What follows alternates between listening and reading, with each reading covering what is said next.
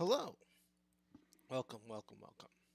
So, happy Friday, everyone.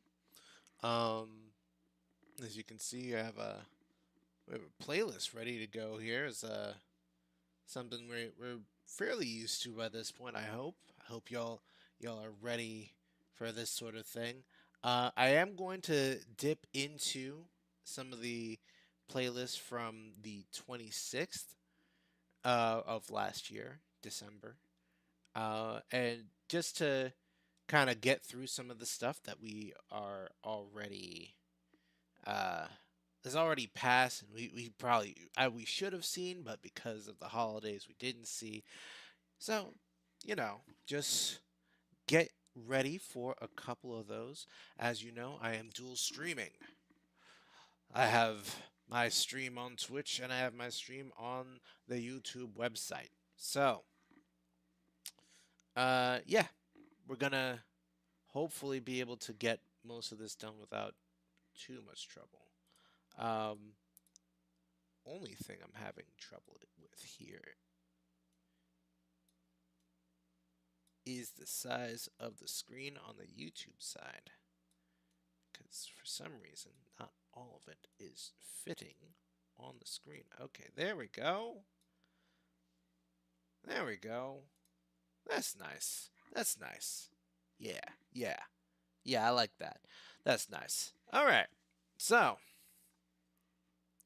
let us start with Trailer Day 2025, December the 26th. Hey, slow down. Calm yourself. I didn't tell you to do all that. Come on. All right, so here we go. So this is Neverness to Everness, the CoX test trailer. This is basically their um they're doing their I think open beta essentially. I no I heck, I forget if this is the open. You know what? We could just look at this is the Neverness to Everness. Yeah, that's pre yeah, it's the essentially the open beta. So, like you apply and all that, and you can get a get ahead of the game, get to play a little bit of that ahead of time. Um, yeah, yeah, we've got some interesting some an interesting beginning to this video from the jump. So, um, yeah, let's just give it a shot. All right, it's right here. I imagine this is very much copyrighted, but we'll be commenting through, so it's not like it's gonna be quiet. Um, so immediately we have our characters able to dress however they want. It looks like there's all sorts of costumes. Um, Immediately playing Tetris. I'm. Is that allowed? I mean, I can't imagine there's like a rule against. Oh, fishing. Oh, like an actual fishing minigame. Okay. I'm sorry. I get distracted by those little things every once in a while. Oh, you, you got woken up from. Oh, mahjong. Things are happening too fast for me to react, man. Oh, what? What? First person? Why? First person? I don't remember that. Okay, I guess there's gonna be gimmicks. Okay, we're gonna play in a. Why would you let him keep his gloves? Oh well, but you're gonna have a couple different scenarios. It looks like. It is interesting how many games are trying to be. I don't want to say GTA 6 or GTA 5, whatever. They're trying to be an open world urban game. We've played enough in the realm of fantasy. Let's go into. Oh, oh. Oh, Dragon Tail lady? What's going on? Oh, Rider Kick.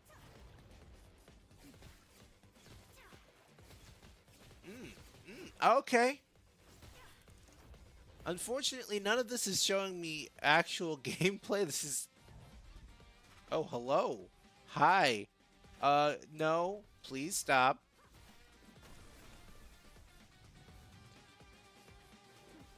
That was close. Oh.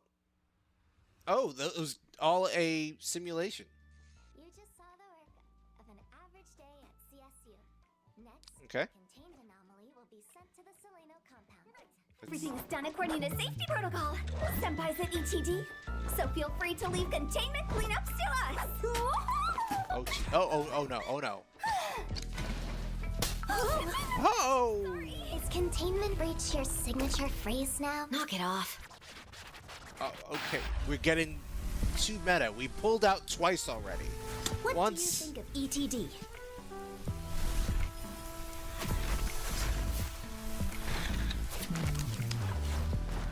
The best of the best in our city. The embodiment of absolute strength and control. Really? More like a weirdo club, but it feels safe. There's you and the others. So, would you like to work with me and the others? Of course! I mean, without a doubt. How is it compared to when you were at Groth Island? Still dealing with anomalies. Same old. If you ask me. Okay, we're just after all gonna those skip. years in Groth, I know these scumbags the moment I lay my eyes on them. Hi!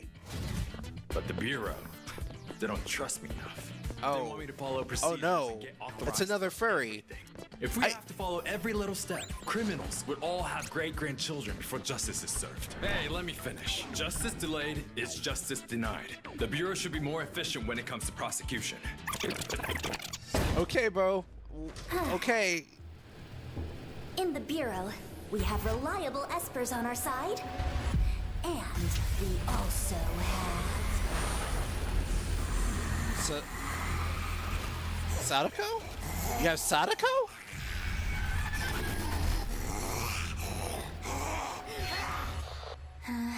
What's this? Hey, what are you doing? Let go of me! I'm an evil spirit! Edit this out! Don't use this We're footage. making a video. You want a shot? What's your greatest reward since working at ETD? Investigations bring me to places where I can find rare Tamagotchis. I wouldn't have went to those places otherwise. I don't think she was expecting that answer. I can sense it. So A I super rare I gotta. Tamagotchi is It's like close. I gotta go play Pokemon Go, man. I gotta go play. Take a nap. That's an interesting partnership, though. The urban explorer and a Join the Bureau. ghost that she found in a TV. Okay, I guess he's gonna be the mysterious one. No more goofiness.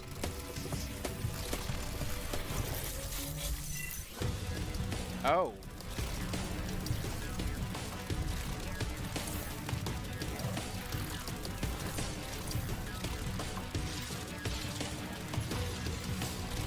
I don't know what. I guess this is some other world that all this.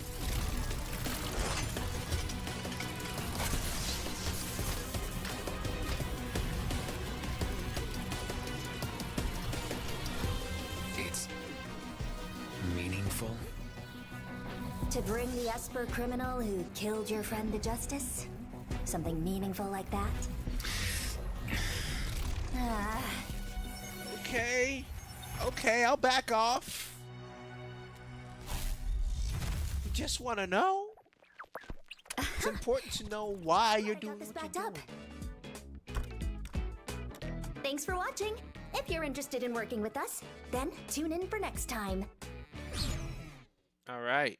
Well, so that is Neverness to Everness. They have this is essentially was a closed beta test thing that they're trying to. I guess this is more or less the advertisement for that. So we are trying to see here what essentially are they trying to show us? Um, well, it's a bunch of quirky characters that we're probably going to be pulling for. But they're all walking around in this bureau. So we've got two ish sort of games that are doing something similar to this. One of them being I think we had already seen some of that. Let me see if I already have the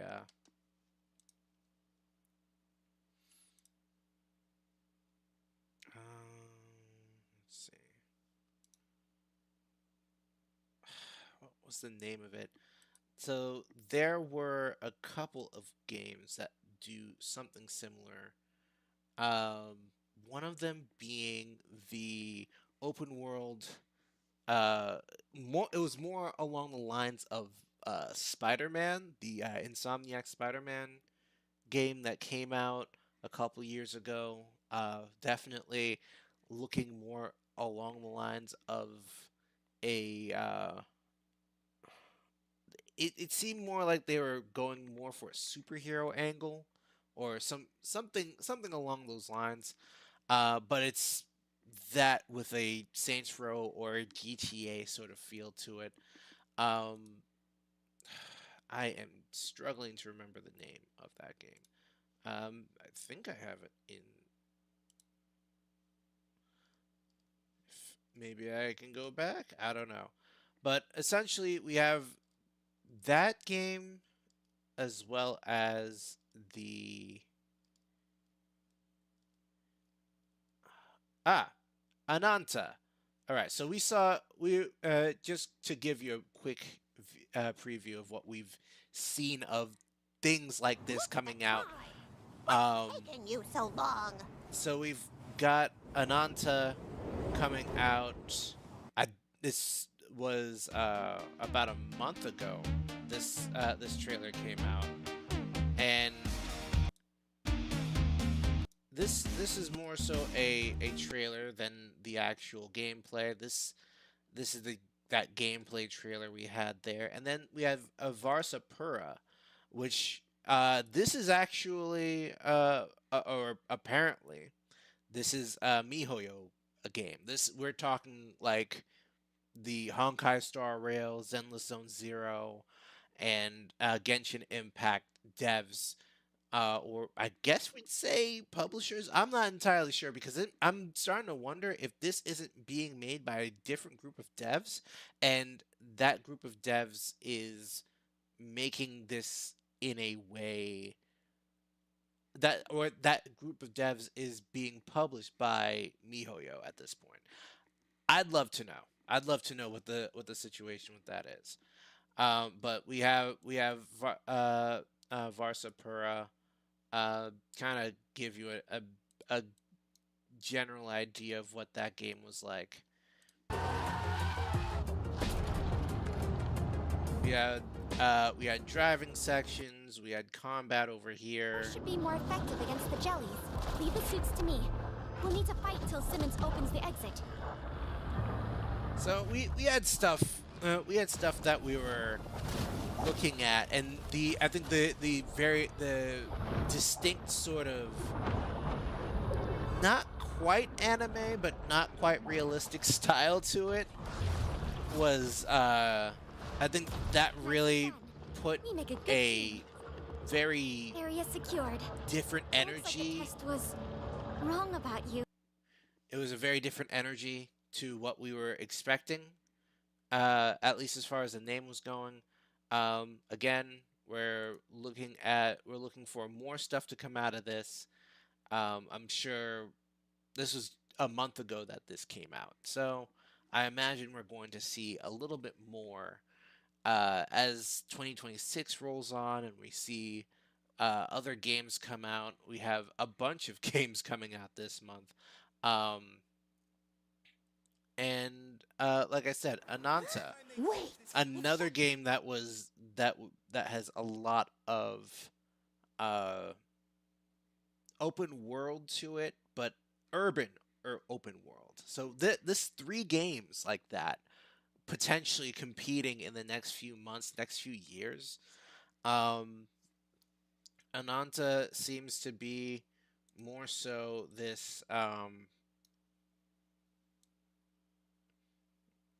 like I said, it seems to have more of a vibe that is closer to a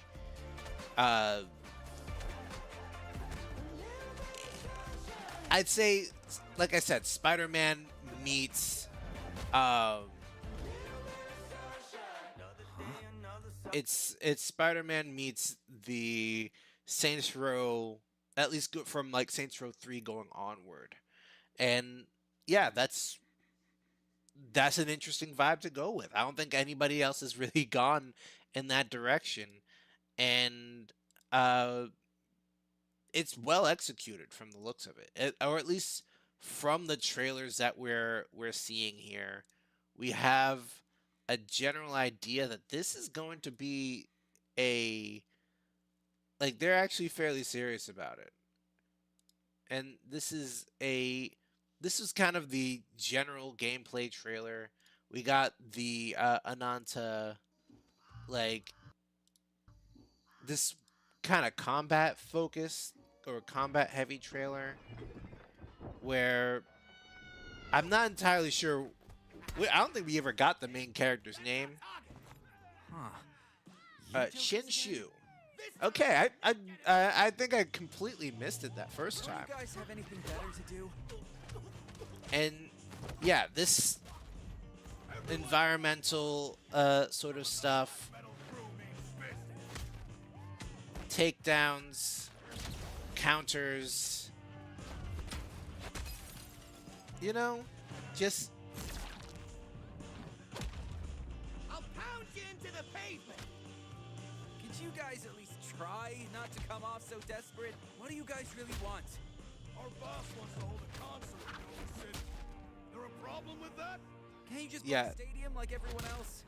Dinky Stadium couldn't possibly handle the majesty of the so rock. like of course we have I'm always gonna be just enamored by how they put this together as a like the characters are all are energetic in a particular way that I kind of appreciate from the Insomniac games.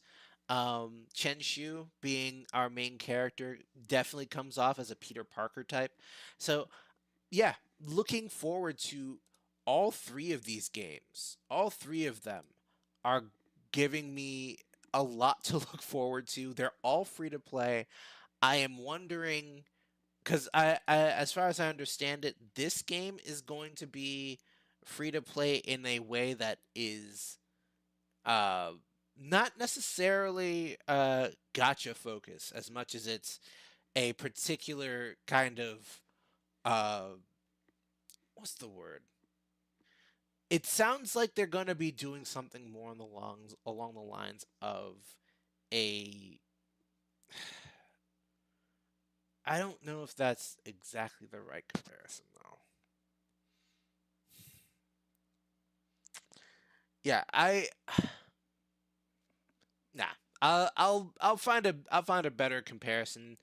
I was thinking more along the lines of a what was the one that just came out? Dang it. I'll remember it eventually. But yeah, it they still seem to be fairly active. Ananta's team seems to be fairly active. Talking about yeah, lots of people still paying attention to Ananta. Varsapura needs to put out some more stuff. I think between Ananta and Neverness to Avernus Global, this account has been very very active. This one posting something in the last 10 days. They posted their looks like Happy New Year's post. You know, just they're doing their best to connect with their potential user base, which is it's great. You want to see that. You want to make sure that people are staying abreast of what the situation is. So, all right, let's move back here. All right, so talked tons about that. Let's move right into Ye Xinguang's animated short. She, I believe, is getting her update. I think the update already happened. I haven't played it yet, but she's getting her update soon, if not already out. And this is the new Void Hunter that is in Zenless Zone Zero. She is the new user of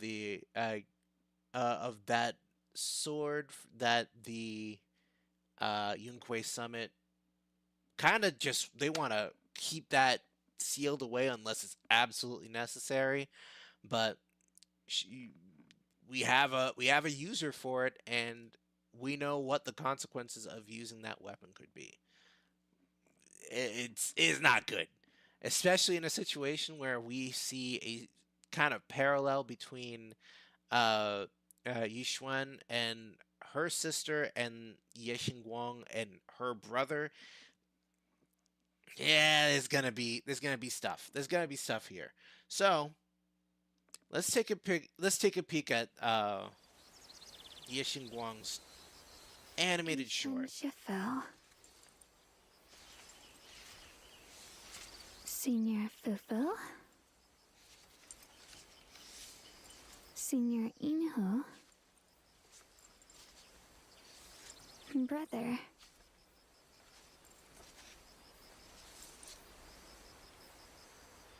Uh-oh.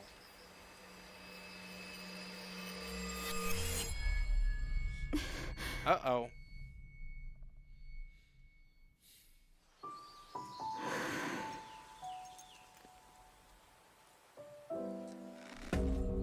Memories. They're like photographs losing their color, fading a little more each day.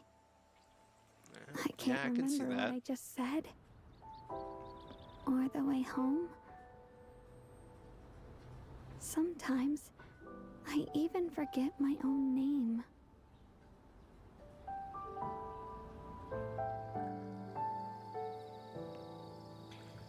But I can't tell them. They definitely cannot find out. I can't tell anyone.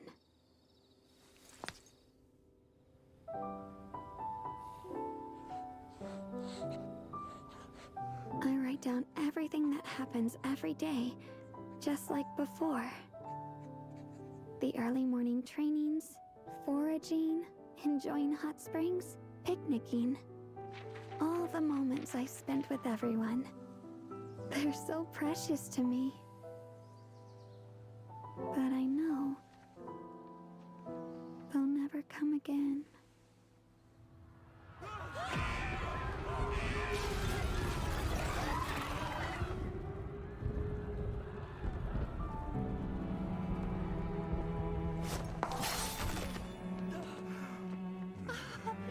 All thanks to the wielder of the Qingming sword!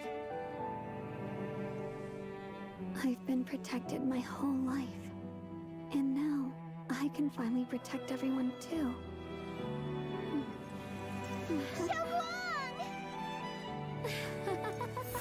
Still pretending. You know exactly what's going to happen if you keep this up. There has to be another way.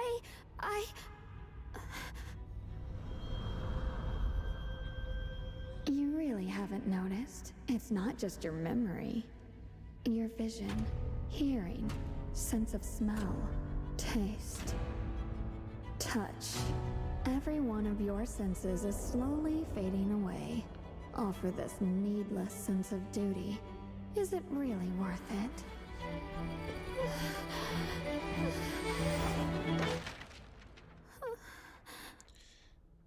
This. My senses are fading away until death. This is like, okay, I want to pause this.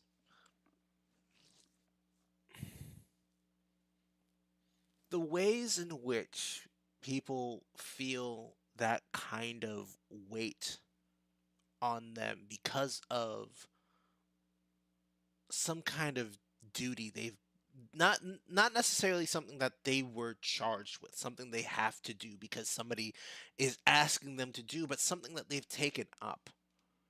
Something that they're doing because they're the ones that can do it, right? There is definitely a parallel there where you feel like I'm doing it because I'm the one that can.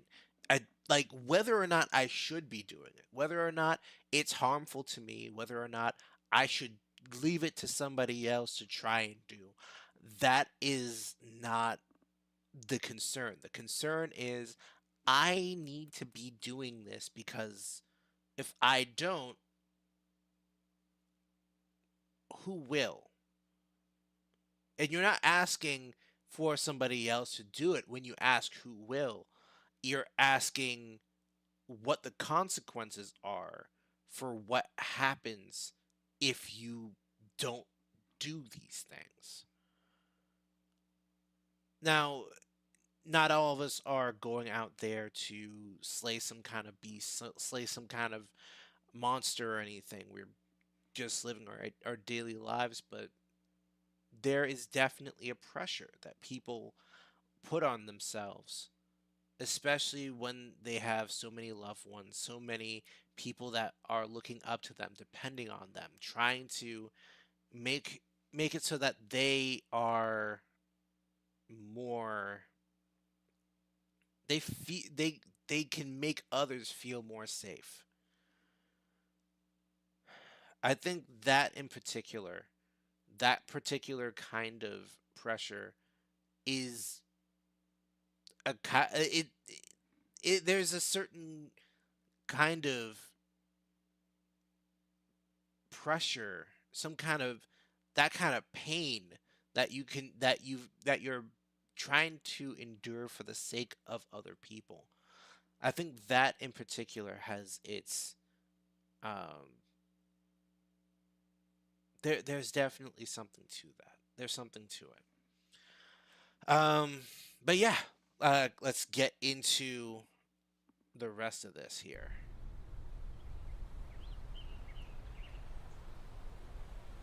Can't see Wise or Belle somehow.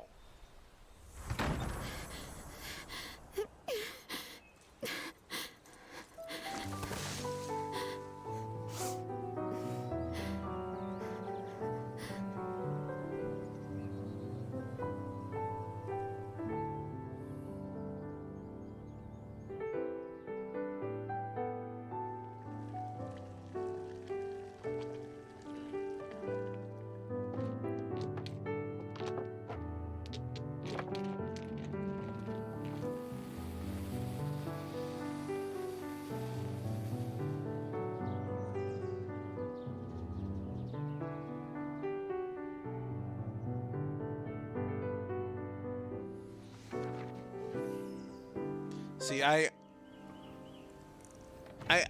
gone through a bunch of the... Do you remember the song Mom used to sing to us when we were little?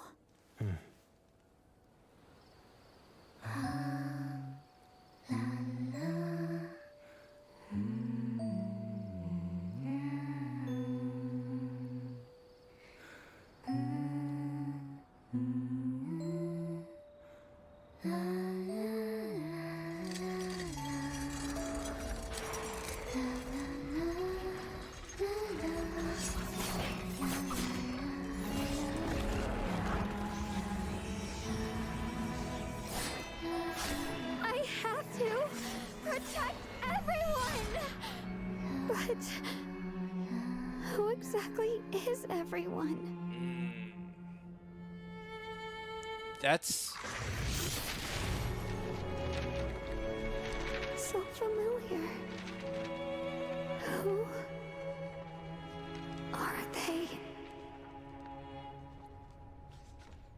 That's a like I don't know if you'd ever because Yeshin Guang is not she's very young. Uh there are ways in which people might consider her situation being some kind of early onset Alzheimer's.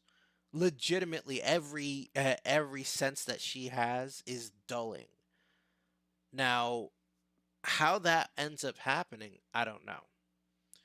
But I think in particular, that kind of uh, there's definitely a kind of bridge between these kinds of fears of losing yourself because you don't remember the people around you, the people who make you know who you are in comparison to what is essentially the world that everybody else perceives.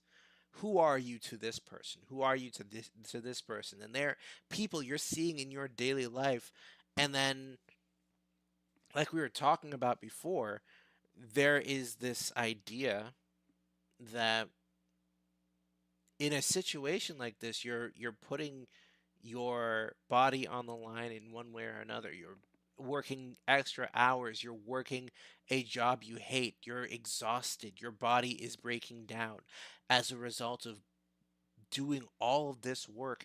And then at the same time, you put yourself in a situation where you're kind of in a at a point where you're not actually you're doing all this on the behalf of other people to make other people feel better, feel less alone or less helpless. You're protecting people, but at the same time, the amount of time you're spending away from these people, you could argue that you're not even necessarily going through some kind of early onset Alzheimer's, but you're going through something that is a kind of like loss of self. Like you're doing things for your own sake, for the sake of making yourself feel like you're worth the time, worth the effort. All of that is kind of brushed to the side when you're putting this in that kind of context. But yeah. Dang. There's a lot that can be pulled from a lot of what we've seen in Zenless Zone Zero. These stories are fairly like they're not all of them are super deep, but they are touching. They do pluck at strings, and especially when the gameplay has gotten to the point where you feel certain things when new mechanics are being introduced. Um, Lucia's sort of boss fight against what is ostensibly her father, who had been lost in the conflict years ago. Um, she's playing hide and seek with her dad, a ethereal that can cloak himself because he was a soldier that was able to go out there and kind of like blend in with the surroundings.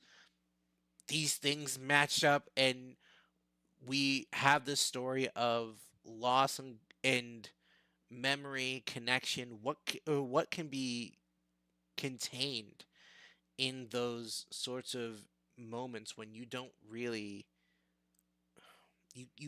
necessarily know that you're going to see that person ever again, right? This is the people who we hold dear, the people who are precious to us.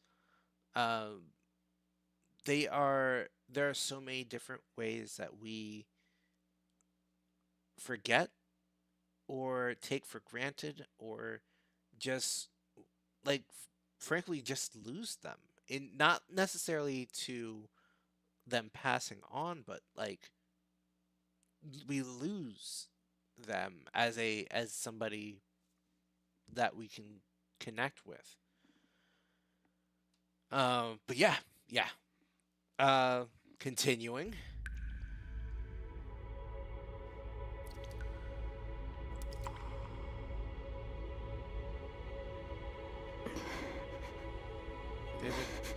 There's a deep sorrow in just feeling that kind of isolation of loss and loneliness.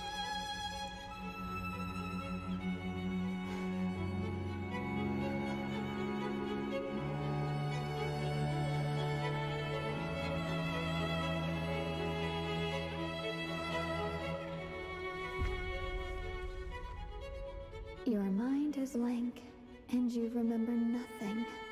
What's the point of a sacrifice like this? It's okay. I know.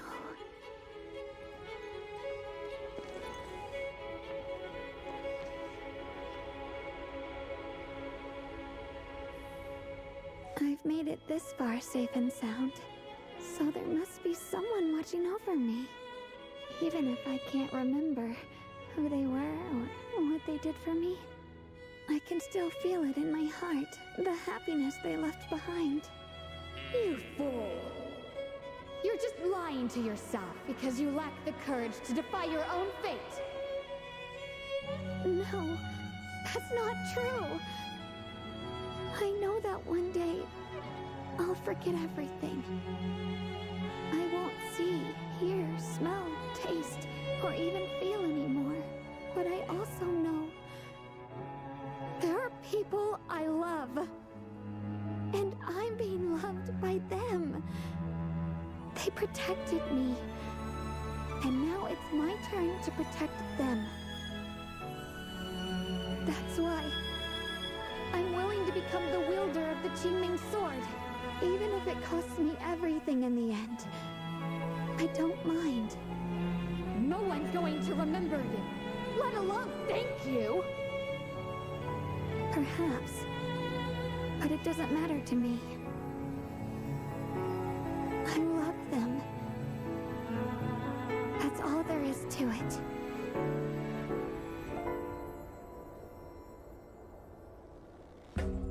Yeah. You know what? Ultimately, that's what should be taken away from all of this. It's the same dream again. Xiaoguang, rise and shine! I'm up. I'm up.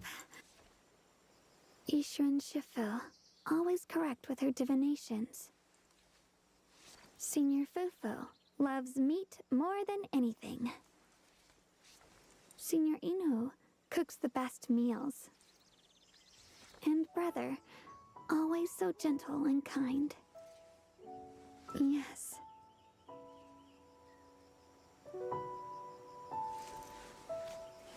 These are the people I want to protect. The people who I love very, very dearly.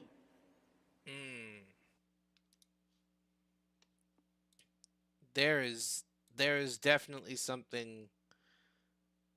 There's something to that kind of. Oh, hey! Welcome, welcome.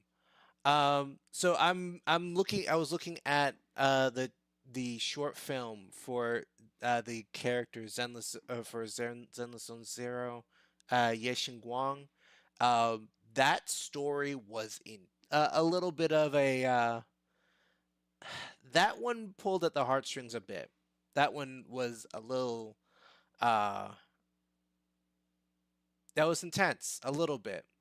Um, Basically, I don't know if you've gotten through or if you've been playing Zenless, but the character that we have here, Ye Xingguang, she is.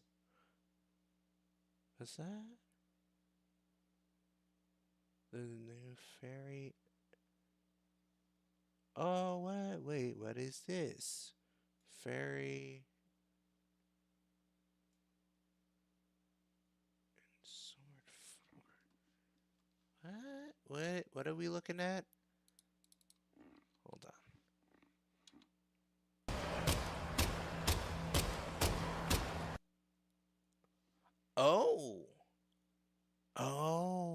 Okay.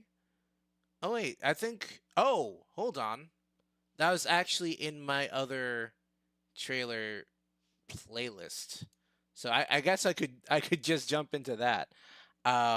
Yes, it is right here. It's actually the Sword and Fairy 4 remake. The first gameplay reveal that I was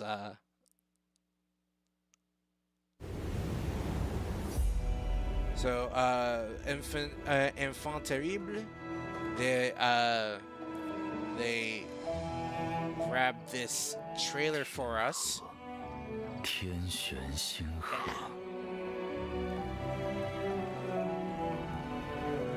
I used to play and made how 和你下山， they 真的能 danced 知道我 at 爹和 the 我娘 party. 过去的事吗？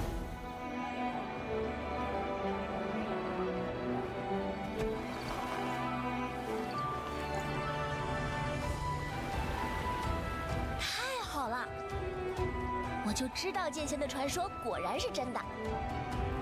我觉得，渺渺世间不独有人，人要活下去，哦，也是一样。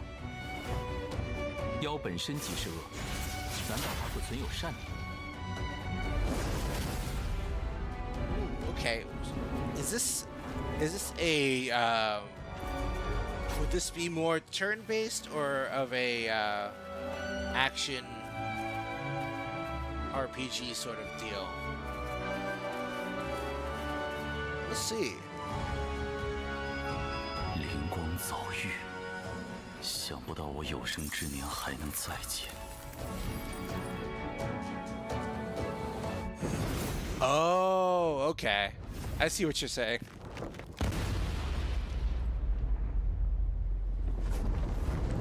Oh, interesting.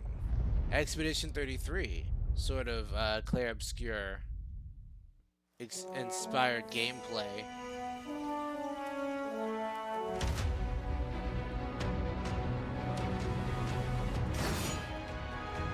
Ooh. Oh, wow. Oh yeah, that's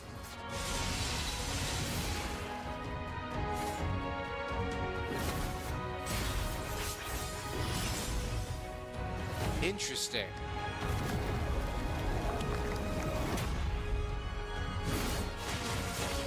Oh, okay. So it looks like there is some timing based. 同归于尽，也不能让他们侵占此地。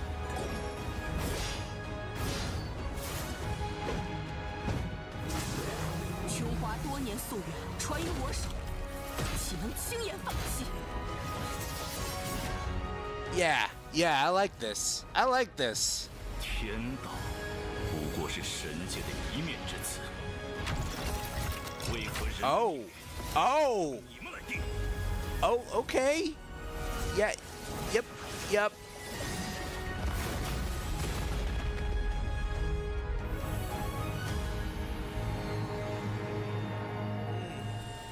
Okay. So Sword and Fairy 4, and I imagine that's what that says. The this is the remake.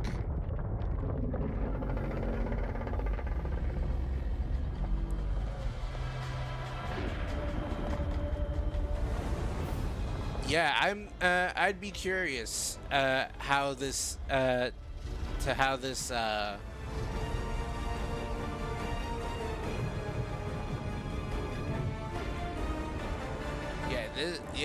this is a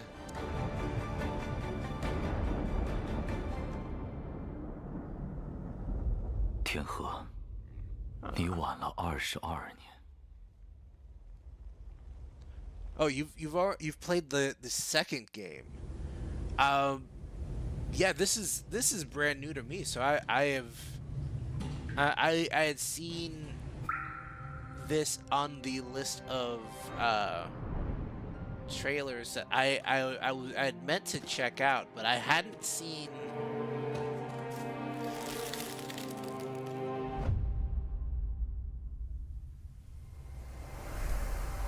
I hadn't seen 我在后山陪伴你娘。 Oh, on the 再也不会出来。 PS4. Okay. 若是想念我，就摘一草一花，放桌上吧。很多事没法继续教你了，剑就随你喜欢，想练就练吧。切记，不许踏入后山一步。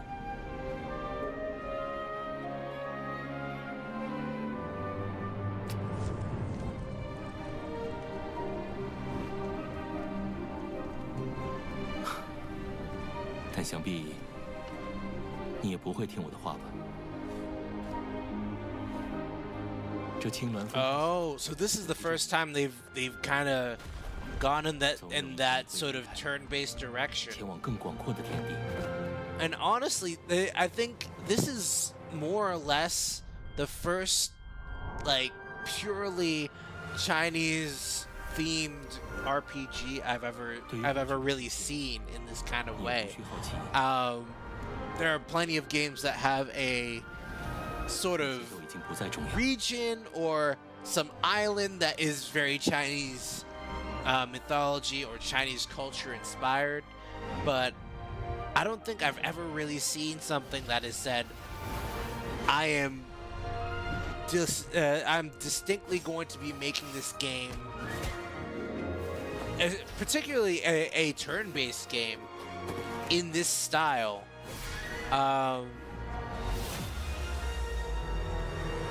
有一件事你要牢 I'm 记， wondering what kind of 孤独能够 like 说服世界 if 坚 this 强 does well, I'd be curious what other stories they'd be willing to tell. Because if this is a remake, I imagine there's gonna be some people who are like, oh, well, I have nothing to compare this to. Especially this being number 4. I'm hoping that people aren't intimidated by that. A lot of times you see people or you see companies say, I'm gonna completely scrap the idea of making this game a direct remake. I'm just gonna say it's a remake, but the game is essentially what we expected, what they envisioned the game was going to be back when they first designed it, but now because we have more of the more technology to really give the audience what was directly in their mind. Okay, this is what I meant to do. This is the final draft. So they completely erased the number behind it, so they don't intimidate players. 比晚了22年。 Like I think about the trails in the sky, the oh, okay. Legend of Sword and Fairy is a popular Chinese fantasy RPG from 2007, known for its Xianxia Immortal Heroes theme.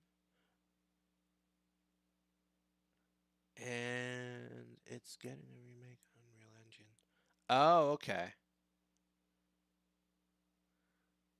Oh, okay. You're reading. Oh, is that from the? Okay.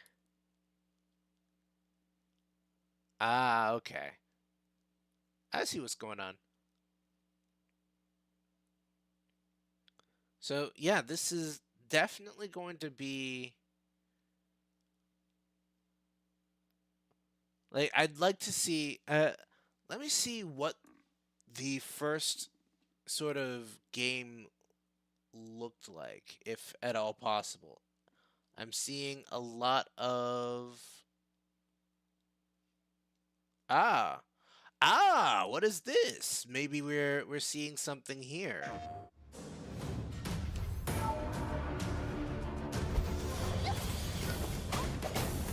Okay. So definitely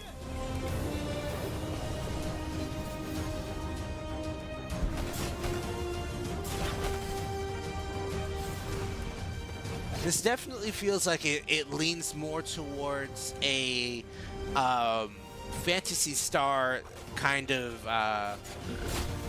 kind of RPG, or at least in this particular rendition of things. I am curious what got them thinking about Expedition 33, and they said, okay, we're gonna go and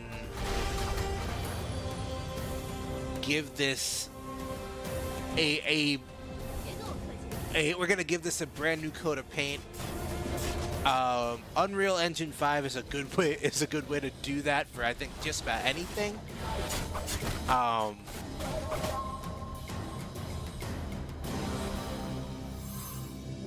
East Asia Soft and Softstar. Interesting. So that they definitely went a whole different direction. Oh, that's the one you played. Okay. Okay. So it does seem like there was some level of glitchiness to the game. I mean, it did come out on the PS4 initially, it looks like. Oh, PS4 and PS5. Okay. So there's definitely some room for improvement back then. That being said, this is definitely a different sort of take on the sort of turn-based RPG. I'm thinking that one might be worth checking out in the future there. All right, so up next we got the Tales of series. This is the 30th anniversary. I can't believe this game series has been going on for 30 years. Wow. Just wow. They have been keeping this up for a long time. So I can't imagine, unless they're looking to remake some stuff. I'm wondering what kind of announcement this is. Let's take a look.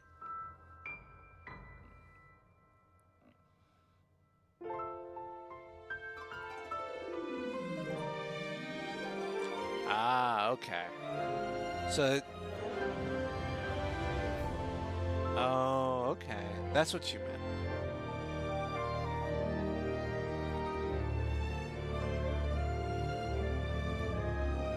Tales of Fantasia. Yeah, all right. Tales of Destiny. Yeah, okay. Tales of Eternia. Tales of Destiny 2. Let's see that's where I popped in. Tales of Symphonia. Tales of Rebirth after that. Tales of Legendia. Tales of the Abyss. I remember that one. Tales of Innocence, I remember. Also played Tales of Vesperia and Tales of Hearts. Did not play Tales of Graces. Tales of Xillia. I definitely should have probably played some of those. Berseria, and Arise.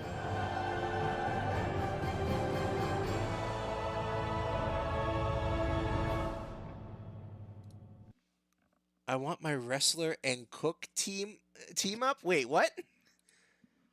Wait, which game? Which game?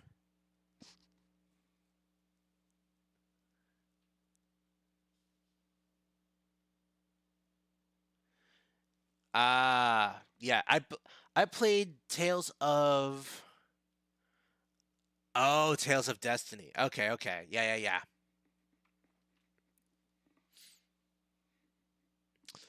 Oh, okay. I'm all right. I know who you're talking about. Okay. Man, this series it's so weird how the Tales of series kind of where it sits in the whole like RPG space it was, I'd say, probably the first sort of truly successful, uh, like especially once we got to Tales of Symphonia as a truly successful action RPG for the time that we were getting action RPGs. It was the first one that really kind of said, "Hey, we really have we put a lot of thought into what these conflicts, these combats are supposed to look like." Um,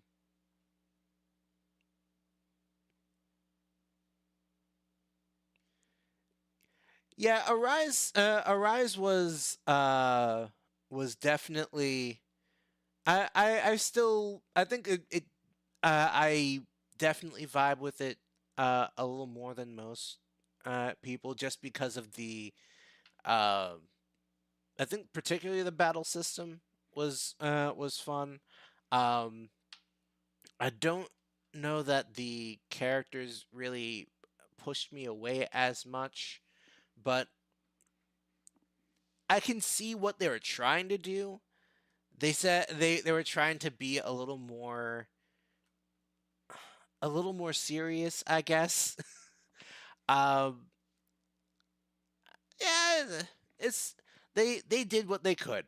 I think in when it comes to the Tales series, it definitely behooves them to be more on the sort of fun and energetic side of things.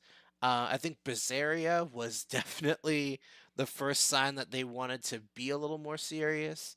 Um, and then from Berseria, they said, "Oh, we're basically changing the art style."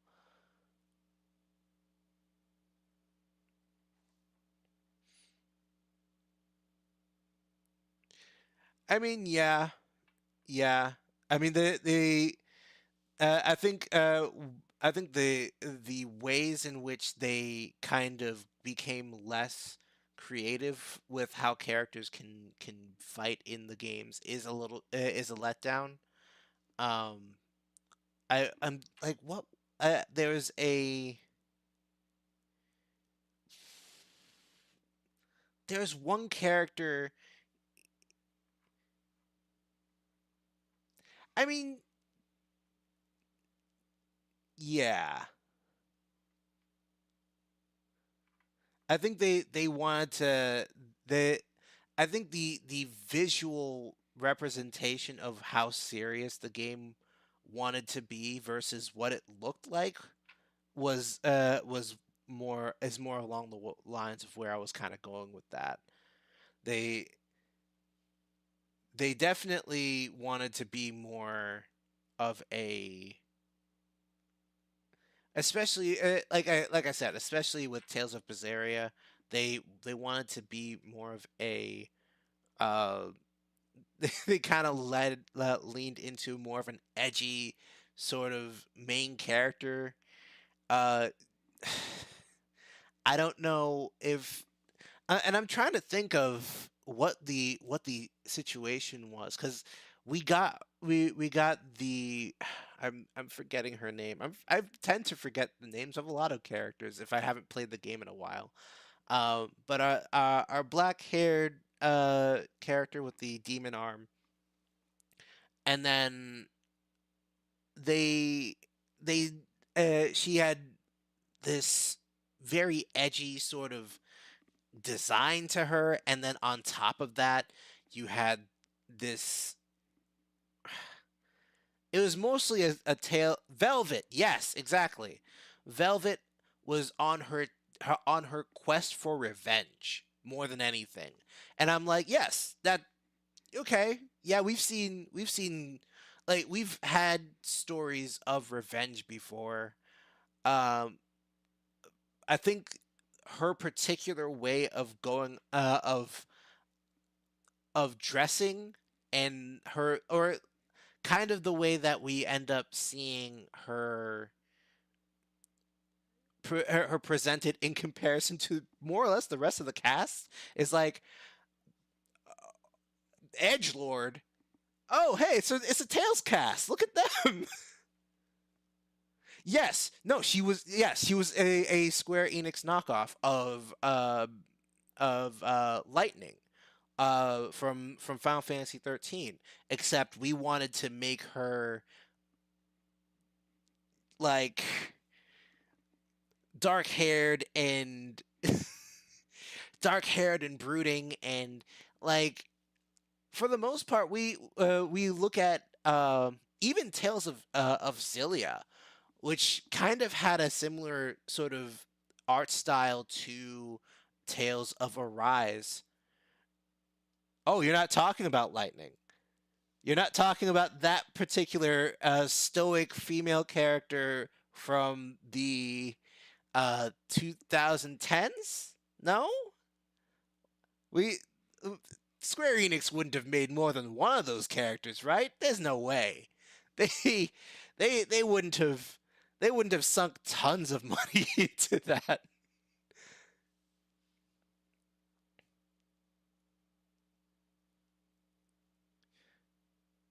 Think back there.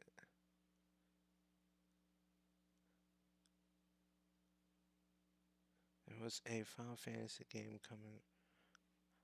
Huh. I'd need to wait. Hold on. I need to do some research. Wait. Where am I? Where's the? Hold on.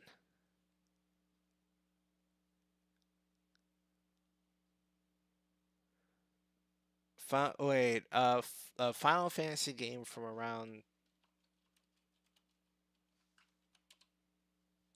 So that was.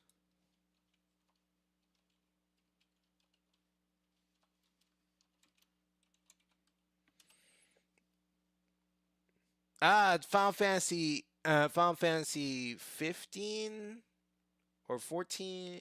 No, 15. Final Fantasy 15. Or you think no, oh wait, 16? 16 came out after that.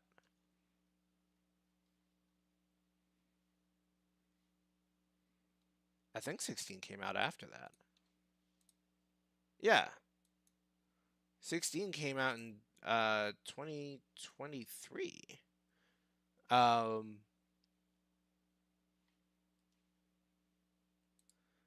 I think if anything, Final Fantasy 16 said we wanna look a little more like Clive is a wait, where is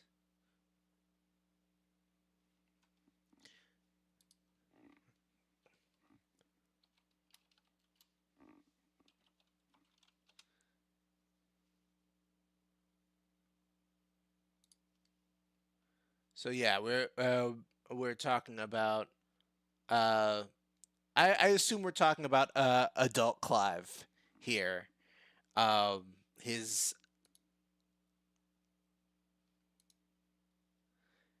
this version of Clive we've got here definitely see some influence there, but uh, just looking at this because Final Fantasy said it was 16, and I feel like there was definitely a mistake made with that particular game. Final Fantasy 16 went and said we want to make a game that is more.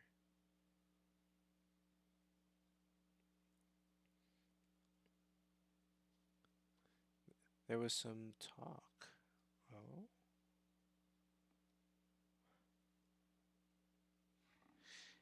Yeah, so let me actually pull up the dual screen.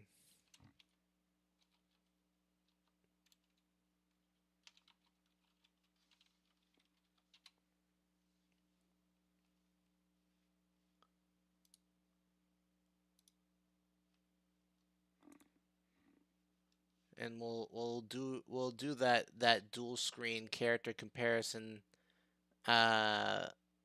type beat here. Oh, why? Oh, okay. You know what? We're gonna have to find a.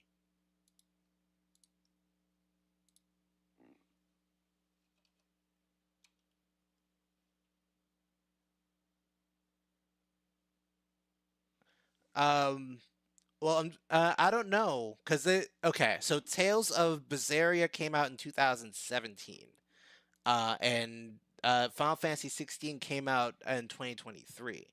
So I'm not entirely sure. I think this. I think there was more of a how do you say?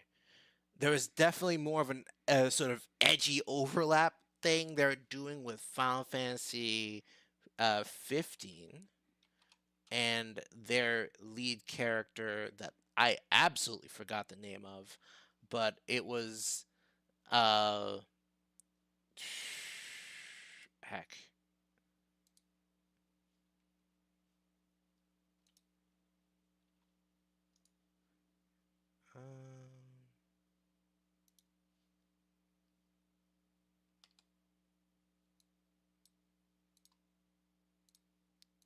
So we have our main character here.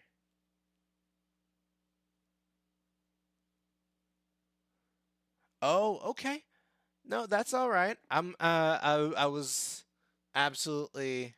Thank you for showing up. Thank you for joining the live. Um, definitely. Uh,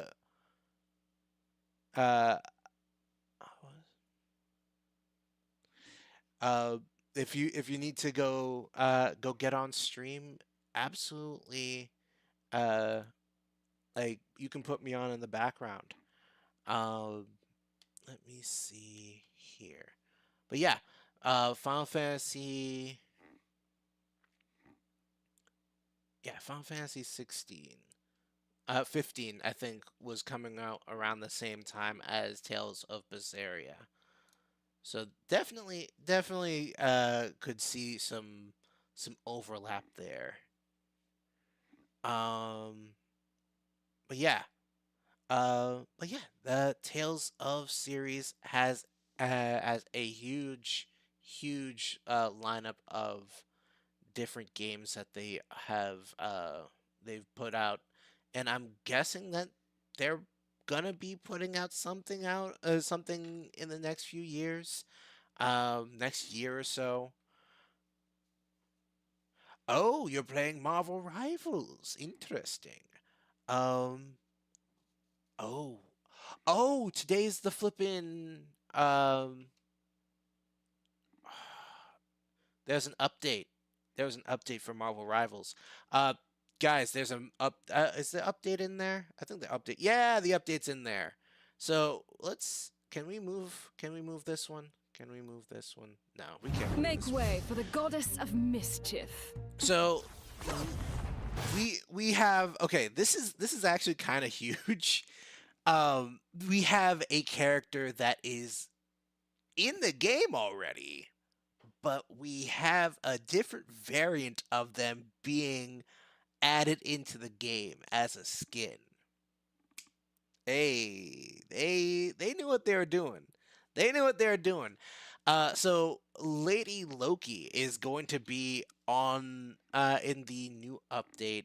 She is ostensibly the same character. She's Loki. I mean, there's no reason why she couldn't be Loki. Loki's Loki. But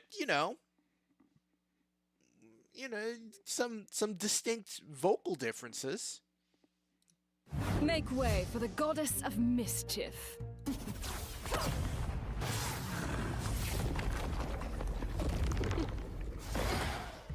Yep. Dispelling these other versions of Loki here. Oh.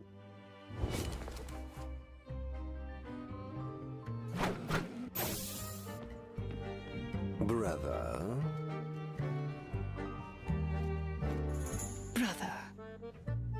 Sister. Sister. They are in front of us, idiots. I'm everywhere. Oh yeah, absolutely. Yeah, Lady Loki's is absolutely no surprise to me. Never stood a chance. Your powers are mine. Definitely gonna be a uptick in people choosing Loki for let's be frank, all the wrong reasons or all the right reasons. It depends. It depends. But yeah, we have a character that is a character skin that changes more or less everything. Calm down, flipping trailer. We have a character that is going to be overlapping with another character model, makes it so that you can essentially have different voice acting and different everything. But you don't need to add another character slot, which means we could have quite a few different characters. There are going to be characters that won't be copies, of course, mostly because their character movesets are way too different from what you might consider to be a variant. But there will absolutely be characters. Like, I imagine, for instance, Laura Kinney, X-23, Logan's daughter, taking a similar spot to Logan, especially, or Wolverine, especially considering you don't necessarily need to change the height all that much. It's not like you're working with the Hugh Jackman version of Wolverine, which was way too tall, but okay. You can just make them the same height. It's Wolverine. Wolverine short and Laura Kinney short. Just, they're father and daughter.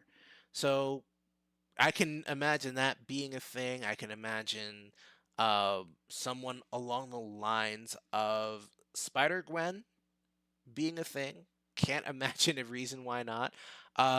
We have Deadpool coming. I don't know if they're going to do a Gwenpool thing. Mostly because we saw what category Deadpool was in. It looks like he's going to be a Vanguard, which is weird. I'm not entirely sure I understand what that move's going to be, but we'll roll with it. We'll roll with it. But yeah, there are a lot of different characters that could be changed around for their variants. I'm curious. Like, part of me was like, ooh, you could have Falcon Captain America, but no, he's absolutely got a different moveset. He can fly. So yeah, I'm gonna be Captain Britain. What's her name? She was in the What If. The only flipping Marvel stuff I actually watch. The What If of if Steve Rogers didn't end up making the cut as Captain America, it's not Betty Brant. Betty Brant is somebody else entirely. Dang it. I'll remember it eventually. I'll remember her name. But Captain Britain that's a lady that Steve Rogers had met in a different timeline, and she was the one supporting him, going out into the field and beating up those the Red Skull real good. But in this case, it was Captain Britain going out there and beating up the Red Skull real good. Yeah. Things changed around, and I think this sort of announcement can make a lot of people happy at the same time. You'll see a lot of opportunity for different characters to show up. I think they had mentioned something initially about Red Hulk, like Red Hulk, the general. Dang it! I'm not I got bad brain. I got a bad case of bad brain right now, but he is the the general who sends Bruce Banner out to do the gamma radiation experiment that turns him into the Hulk eventually. Instead, he says, I'm gonna do it myself. And he goes out there and is exposed to gamma radiation and turns into Red Hulk, which that has its consequences. But in this particular case, we're not going to be concerned with those. We're just going to talk about, right? We have characters that that will be particularly interested in seeing interact with that version of the Hulk. But yeah, enough about Marvel Rivals from me. I'm sure y'all are playing it. I'll probably play it eventually soon. But until then, we have more trailers. Next up, Hell Heartbreaker is an indie game. I saw it on. I saw the a little bit of the trailer on Twitter. I said, no, I can't see the whole thing. I want to enjoy it with my audience. So that's what I'm gonna do. From the folks who brought you Cuisenaire. Oh, okay. I'll get back. I'll tell you. I'll show you what Cuisenaire will look like. It will be a good game.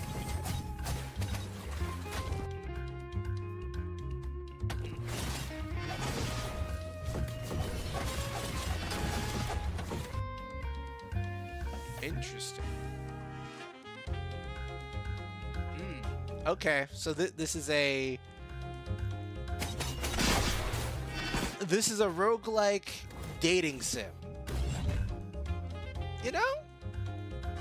But that looked like some good food. I'll be real. That mental trauma. Oh, is this Chaos Zone?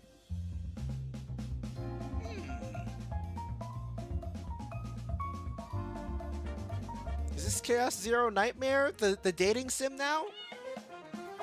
We can pet the cats!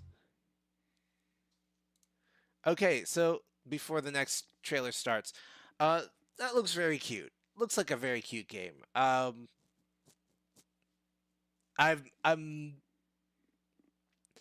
It looks a little bit slower paced in comparison to a game like Hades 2. So I'm not saying no, but all I'm saying is I'm hoping that there's going to be enough challenge that I'm going to enjoy it long term. The game is definitely leaning more towards that sort of like kind of cute, like chibi art style. So we'll see how that pans out.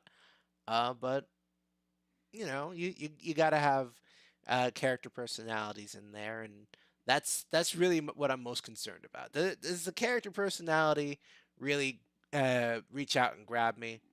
Okay, yeah, let's see what's going on. All right, so up next, The Road of Dust and Sorrow. Sounds like a very happy game. Wonder what that's all about. Let's see.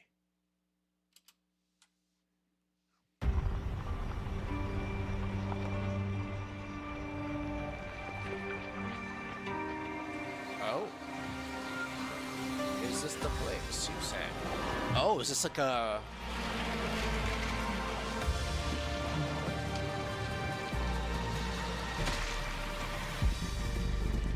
Okay, so it looks like you're either a mother and daughter or sisters in the zombie apocalypse.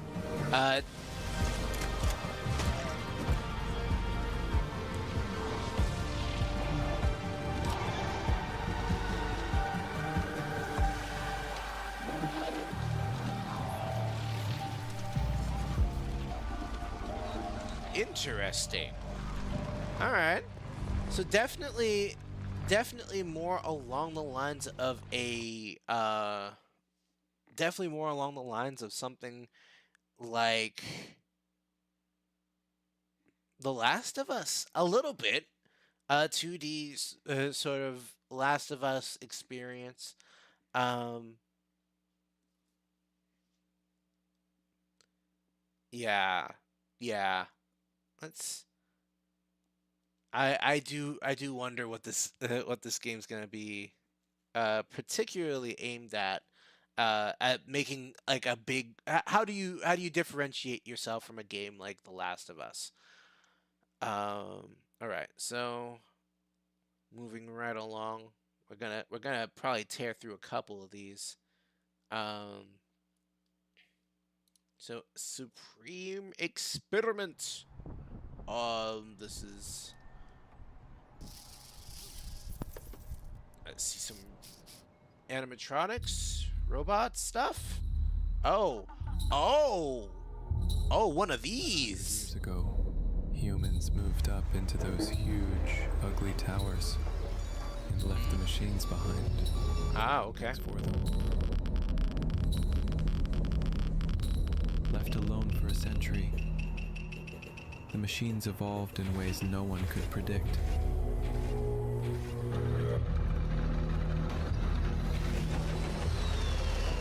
What? What? A new species. Trying to survive. Machine horror. For scraps. How did they... Searching for truth. An abandoned, poisoned wasteland. Crawling with creatures beyond imagination.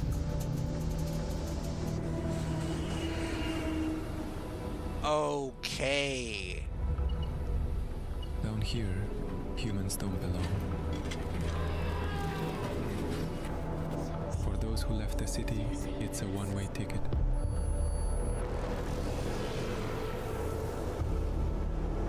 But they go for a reason.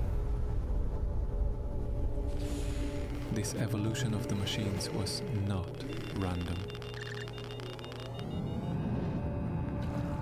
There's something vast behind it. And it's coming for everyone. Not just the machines. I don't know what to make of any of this. The people in the cities don't know it yet. But soon they will. They all will. Okay, so I don't know what to make of any of that. That all looks terrifying. I'm very, very interested because it. Okay, let's run through this. Machines moving and acting like not zombies exactly, like mutants, right? These are very Chinese or Japanese themed machines, right? You see some Japanese influence and the masks that that seem to be adorning a bunch of these machines. Not necessarily like a no mask, like or anything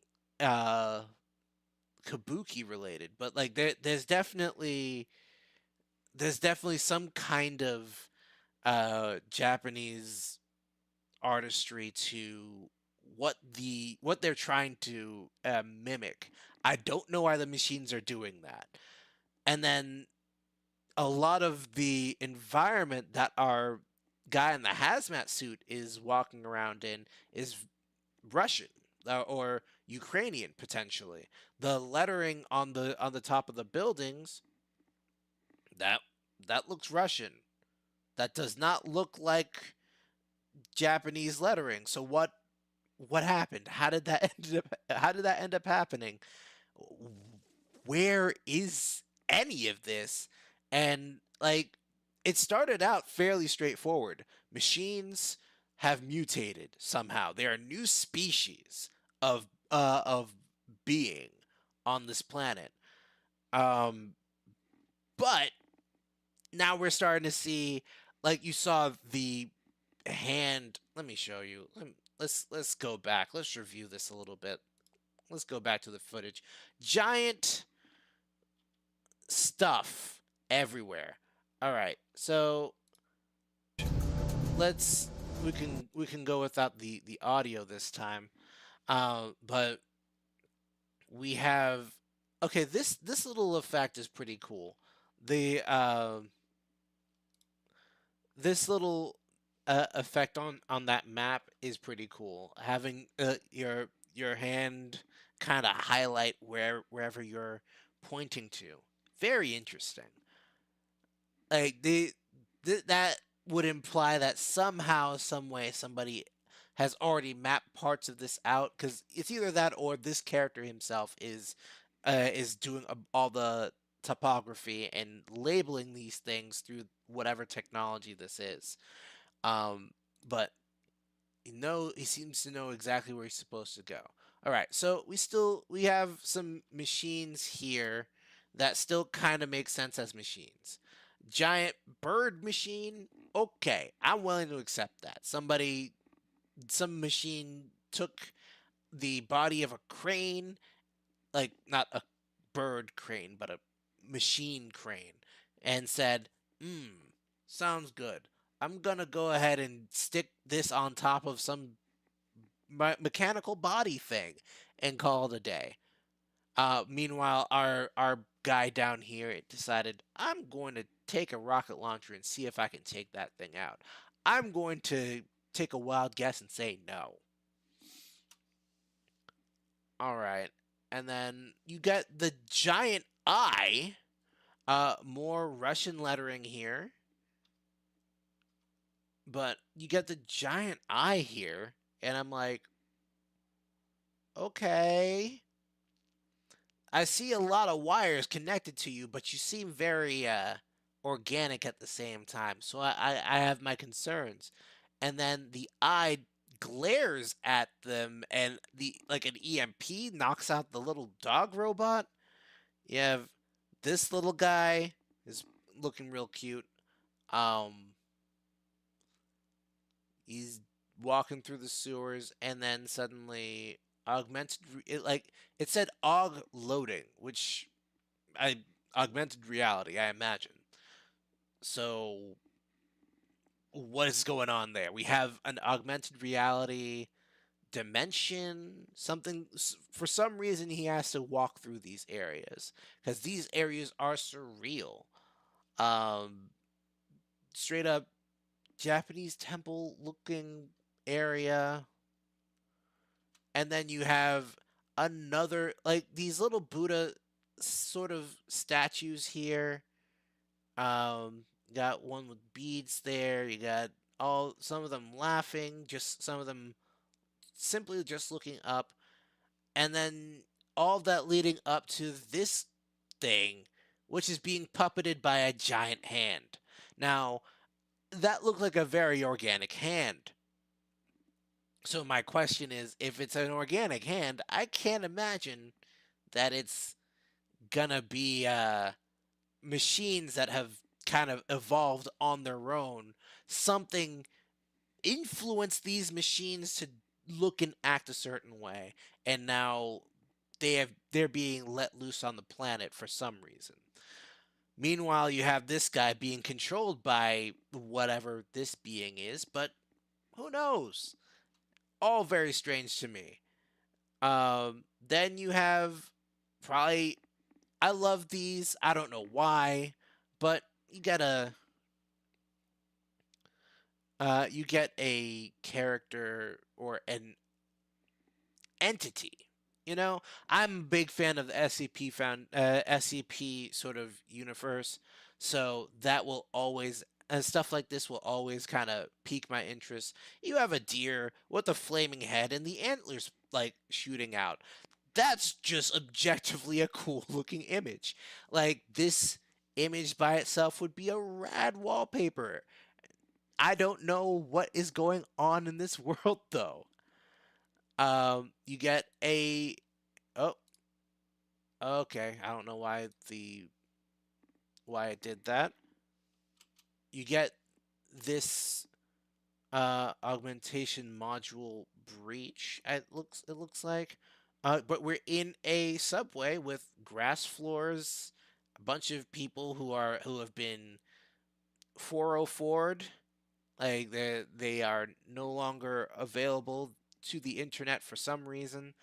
Um, and the where in the ad space you have "I'm here" scrawled out throughout everything. Not sure what all that means, but I'm sure it's perfectly fine. There is no danger here. Next up, oh, yep, train on water. That's fine. You get, I guess, a robot being some kind of caretaker to a child. We've seen this before in Zenless, no, in Honkai Star Rail for some reason. I don't know what this is about. If this is a reference to something, I'm going to have to look that up. I will come back to you whenever we come back to this game, eventually.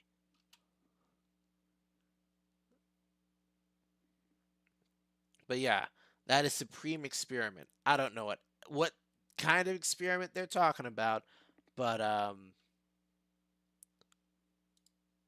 yeah, let's move right along. All right, Star Wars Zero Company. This is a tactical game, which I'm not sure. I don't know what kind of tactical sort of world that they could really be aiming for.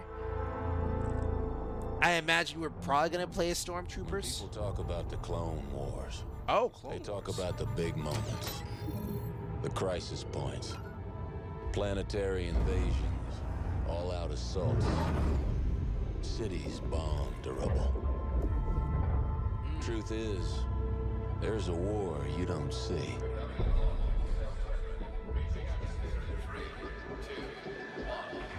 The one fought in the shadows. The war beneath the war. A war that's won with the right strategy. Surveillance, ciphers, good old-fashioned sabotage.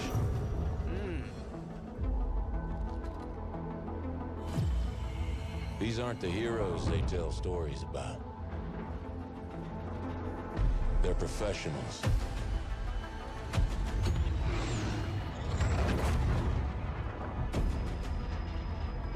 Oh, I mean, aside their differences to take on the impossible.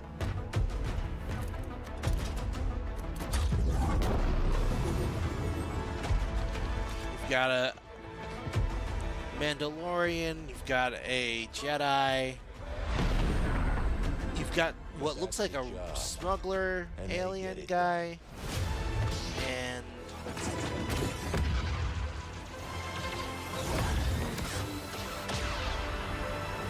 okay. Oh, they actually have gameplay. Ah, okay.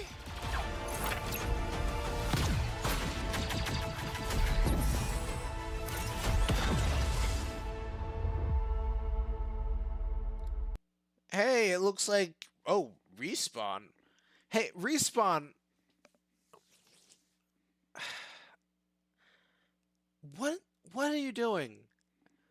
Respawn, explain yourself. This is not the Star Wars game I would expect from you. I would expect some kind of movement shooter. You're good at those. You're really good at those. So good that somebody said, "Hey, we should make another Titanfall game." You'll see it in a minute. But people are sitting there wondering, where's the next Titanfall? Why don't we have another Titanfall? And it's like, we're working on the Star Wars game. Granted, this Star Wars game, which is basically an XCOM game, looks okay. Looks pretty okay. I'll give it a shot. Except for this name right here. Not giving them a red cent. Dang. Ah, so close yet so far. Alright, so Star Wars Zero Company. That's another one in the books. Up next, we have something that makes me very, very, very happy. So, No Straight Roads. I don't know if you know about this particular game. Is one of them there. it essentially ends up being like a boss rush style. Like we're gonna play Final these. City, the music capital of the world. I'm just gonna shut up. 3 years ago, our band battled some of the greatest artists here. Yep. And we're gonna battle more! We are? Of course! This time, we're taking it to the road! Oh, world tour.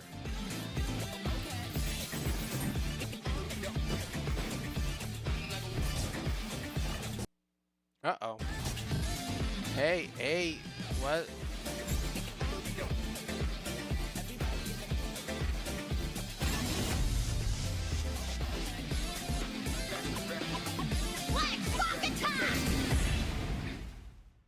All right.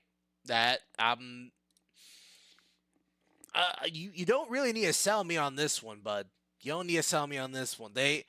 No Straight Roads is a wonderful action, like just a wonderful action game, just action adventure game.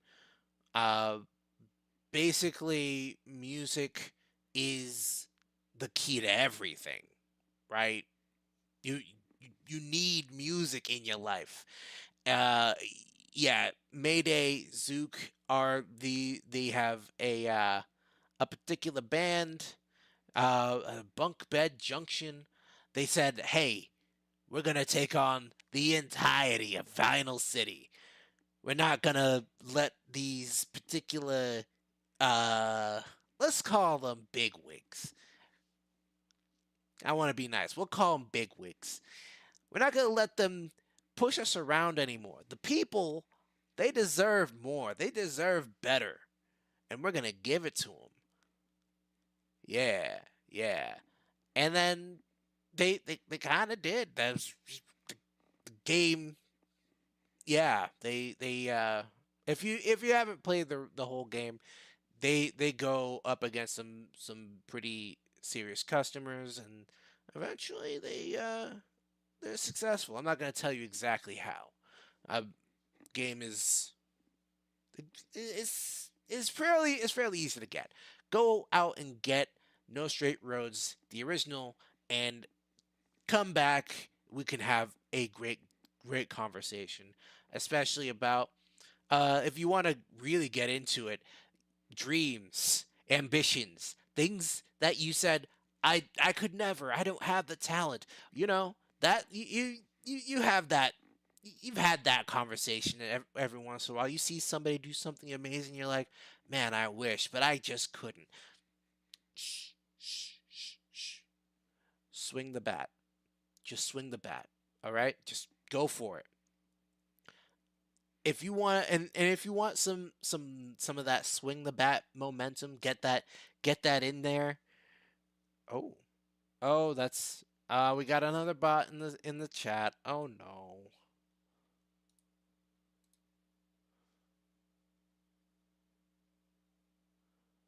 And we'll ban that one. Yep. So yeah, we have a, how do you say? So yeah, that's No Straight Roads doing its thing. We'll sorry, I got completely off track. But yeah, follow your passions. You don't need to forget about the things that get you paid, but never forget about the things that you like doing, and just keep doing that. You never know where that's going to lead. Anyway, next up, American Showa Story. Or Showa American Story, sorry. It's very important that it's a... Oh, there's no subtitles. I need to brush up on my Japanese, apparently.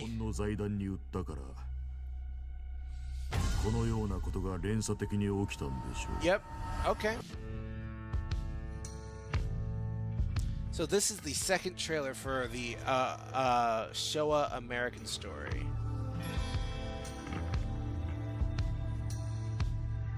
Yep, okay.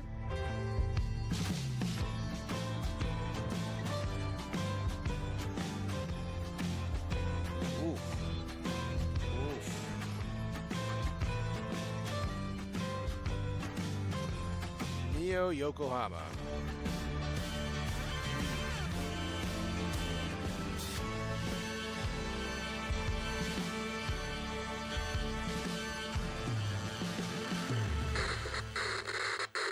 Zombie とは過去にとらわれ、抜け出せない者たちです。彼らは真の解雇主義者なのですよ。Netcom.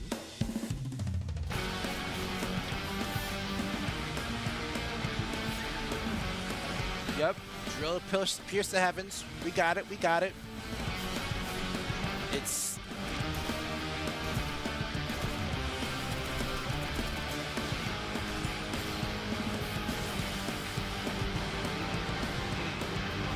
Okay. I see exactly what this game is gonna be about.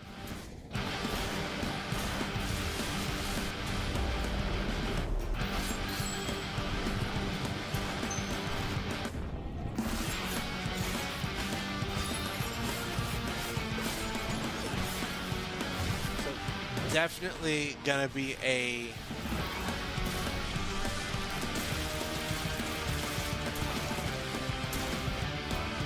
I mean, I have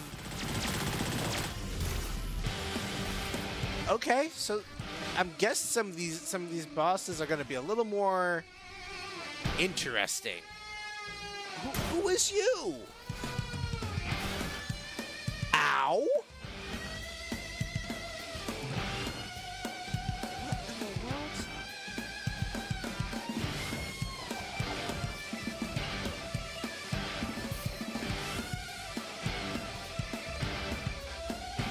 I have so many questions. I thought I knew what was going on, and then I lost it.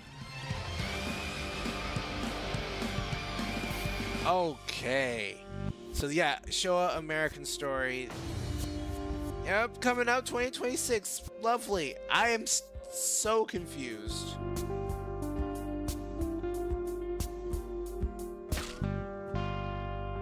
All right. So, Netcom said, I can't let this game be too normal.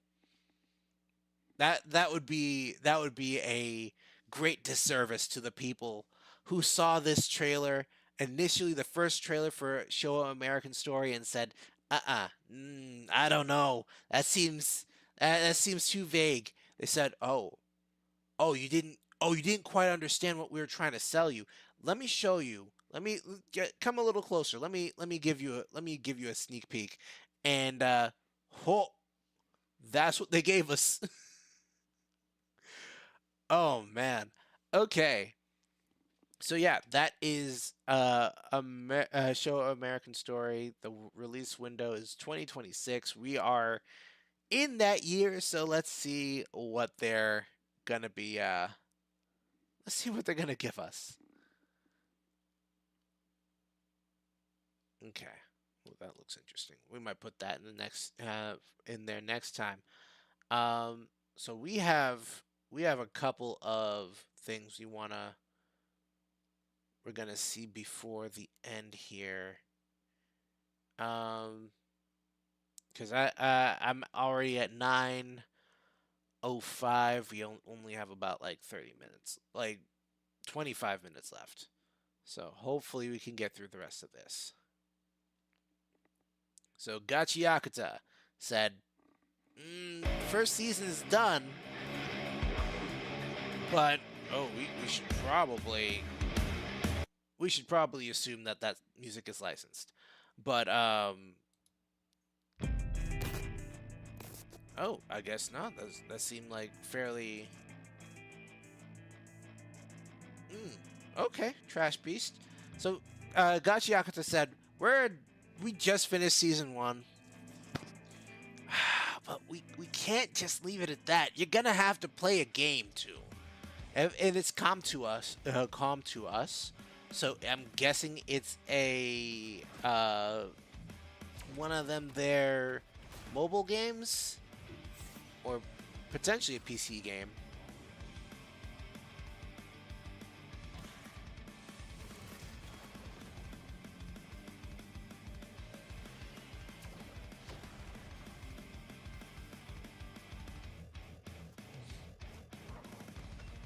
I'm curious how they're going to get this to work.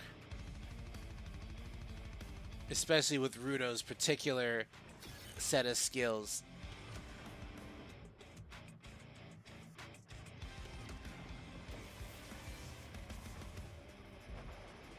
Yeah, okay. Okay. So we go right into Okay. So we go right into it.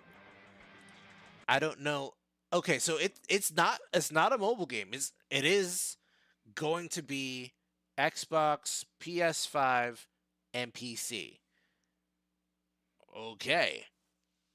Very interesting. I'll be real. I wasn't expecting that. I see that company. Let me show you. I see.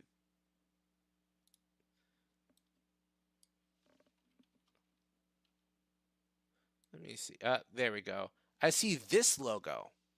Come to us, and yeah, that makes me think it's gonna be a mobile game. Now that doesn't necessarily mean I'm not gonna play it. It's probably a higher likelihood that I will because just availability. But didn't expect that. Just didn't expect that at all.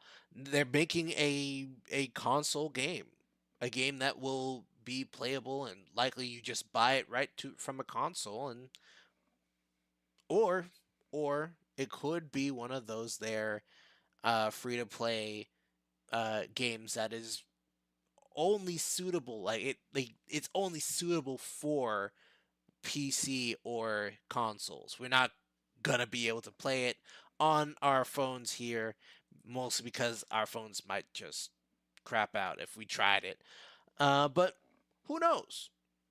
Who knows? Yeah.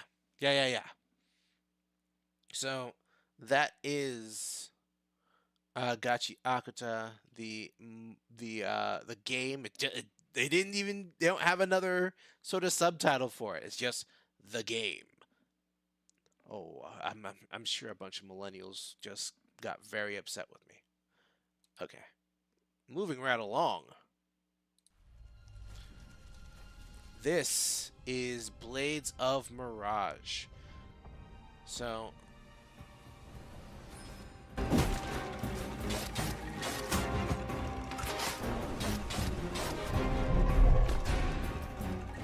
looks like it's gonna be an isometric sort of action puzzle, action adventure game with some puzzle elements.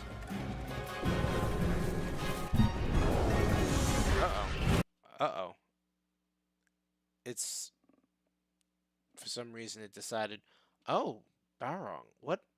Ooh, okay, I don't know what that name is. Where? Southeast Asian, okay. I was wondering. I saw the name Barong, I saw the design of this lion creature. I was like, what? Why does that seem... That seems interesting. Alright, definitely gonna give this a once-over.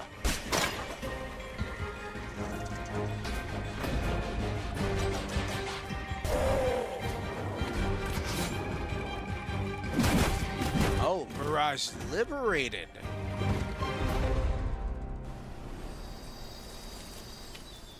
Interesting. All right. So we're working in a little bit of a different realm of action game where we do end up having to fight these things, no doubt about that, but we are going to be liberating them from whatever sort of hypnosis they might be under. I think about the sort of fight in Hades 2 where we fight Cerberus over and over again. Yes, Cerberus is fighting us because they are under the influence of all of these like rotted shades. So I imagine something similar is happening there. Interesting. A Southeast Asian game with that kind of isometric, almost Hades-like perspective. So yeah, definitely definitely gonna give that a shot. You know, I mean, you gotta give that a shot. All right. So, some big news. Big news. It's Steel Ball Run time. 1890年の夏、僕は何かに引き寄せられてここに来た。I was drawn here by something. San Diego Beach. 人類史上初の乗馬による北米大陸横断レースである。生まれた時から Former genius jockey. 拾ったらそれが合図になる。あの鉄球回転していた。もう一回見せてくれ。触るな、まだ回転している。確かに俺の足でもう一度馬に乗ってやる。知りたい、鉄球とあいつのことを。にょほプロの技ということさ。先が読めた。俺はこの足のみで大陸を横断して優勝する。必要なのは白人の金。やはり俺は本物のラッキーガイだったぜ。Loco. このスティールボールランレースは世界中の誰もが体験したことのない競技大会となるだろう。すごい人の数です。このレースの勝者はこの世のヒーローになるわ。いける。残り2戦のラストスパート。制した者に贈られる賞金は$5000万。$50 million. I imagine that could be the only thing that anybody could be motivated by. In the year of the horse. In the year of the horse. Ain't that something? Chinese New Year, Chinese Zodiac. This is the year of the horse. And we decided this is the year we're going to get Steel Ball Run. Alrighty then. Of course, we have David Production back at it again. I have no worries at all. They've been taking care of this series the whole time. I know exactly what to expect from these guys. I'm excited. It's March. It's coming out in March. I fully thought it was going to come out in the summer, way off. Like, it's coming this spring. What? Oh, man. Steel Ball Run is here, man. JJBA, JoJo's Bizarre Adventure, Part 7. Oh, my gosh. Okay. Hoping y'all are ready for me to be very, very, like, it's been years since we had our last JoJo part. I wasn't even streaming back then. I will be streaming throughout the entirety of this game. Dang it, the entirety of this series, this anime. I will be talking about it every week. Hopefully they release it weekly. We had that mistake once with Part 6 with Stone Ocean. It was dumped on us all at once, and the hype for it was just not building one week to the next. I know what happens in Steel Ball Run. I have a bunch of the manga. Don't worry about me. I just want to see it animated and voice acted. That's all I care about.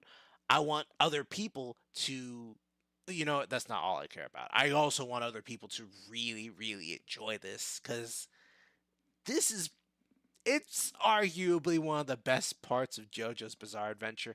My favorite part is still Part 4, then Part 3, but then, you know what? It's a tie between Part 3 and Part 7. Like, it's like a neck and neck race, man, down to the wire. We are talking about some serious close competition. These two, next to, of course, Part 4 at number 1 for me. Oh man! All right, but yeah, we are. Oh yes, there is also a JoJo's Bizarre Adventure RPG. Hey, Fallout. I know randomly you're gonna catch a stray today. Not really randomly, because Todd Howard, you're always going to catch direct heat from me every single time you even pop into my head.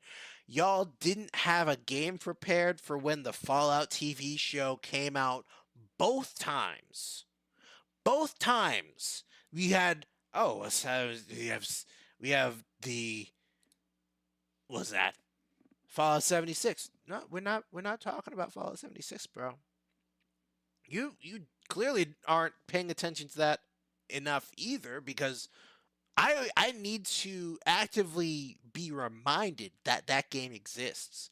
It was such a disaster on launch. You can't tell me that you had any kind of sense for when these games were coming out that you'd be like, maybe we should hold off on this. Actually, let's hold off until that one deal with Amazon comes out and we have our show on the air and we've fully polished Fallout 76. Now, these games, they're not necessarily going to be, the game isn't going to necessarily line up with the show, but we're going to be thinking about the game when the show comes out because it's based on the game. That's all we needed. But, we'll get over it. We'll get over it. You know what? Let's move right along. Let's skip over to JoJo's Bizarre Adventure Golden Anthem, because we got a reminder about that game coming out from the chat. Thank you again, Grandma Sin.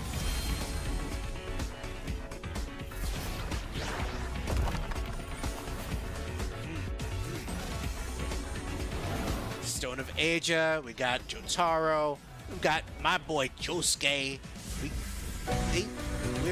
We've got all sorts of representation here. What is this game gonna be like? Is my question. Oh, it looks good.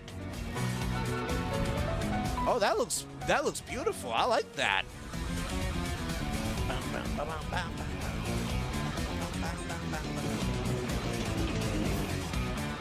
Oh.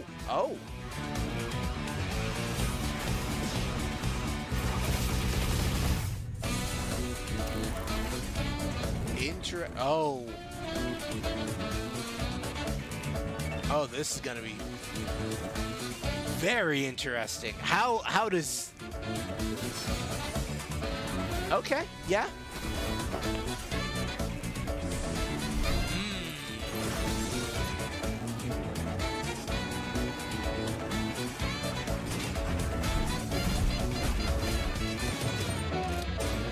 Okay, so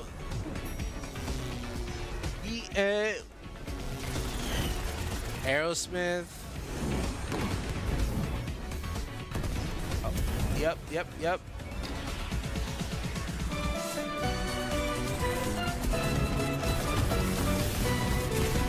Yeah. Oh. Are we gonna get?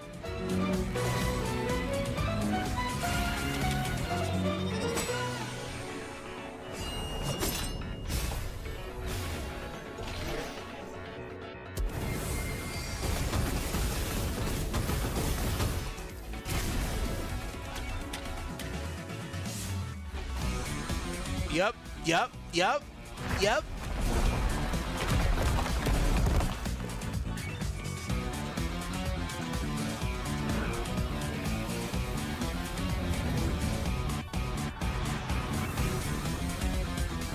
Golden Wind.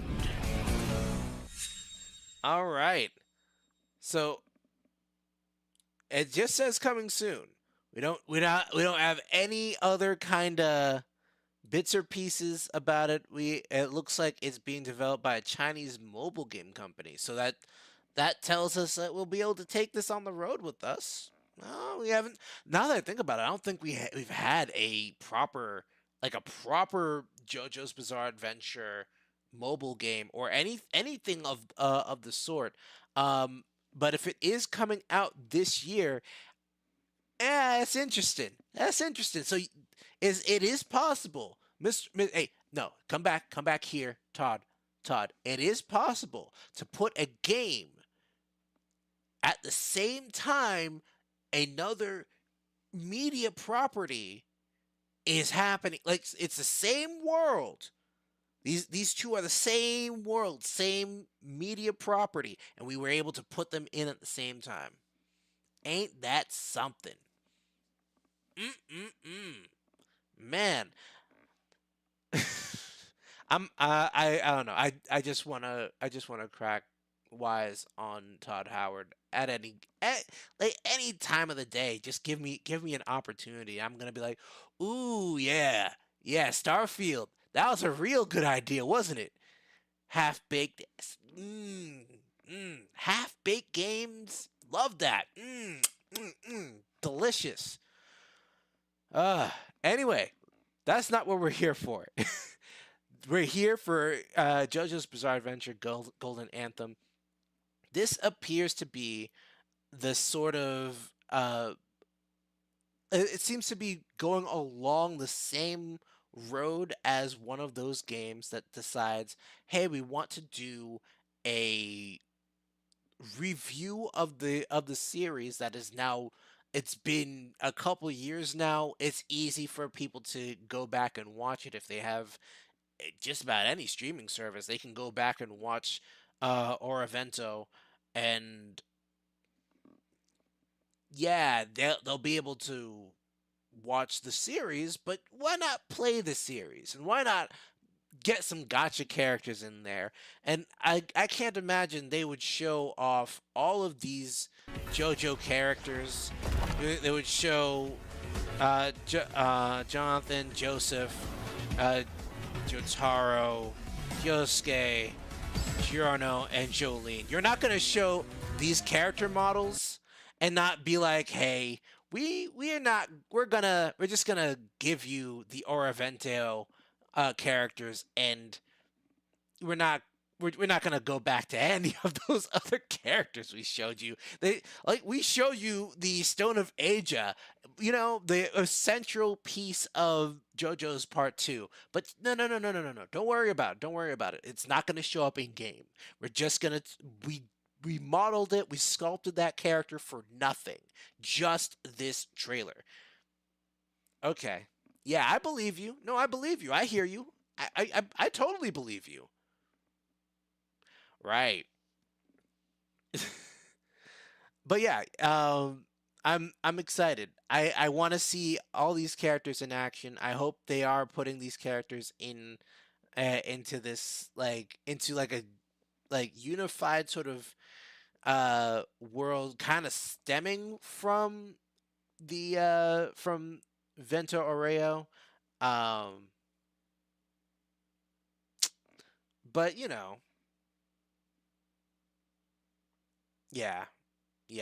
I'm hoping they have an idea of what they want to do here.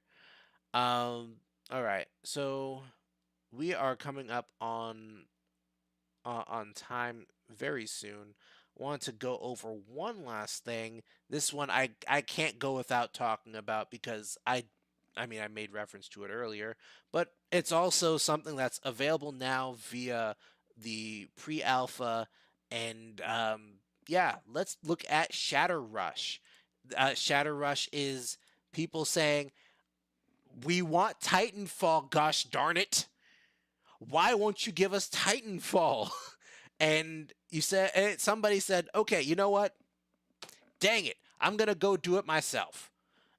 And it does not look bad. Tetra Studios out here making their own version.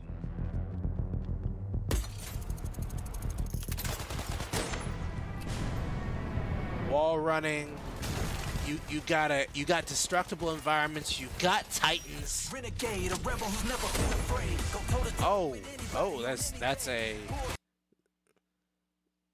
So this is. It's a movement shooter. You've got your big old robots. I can't. You have a grappling hook.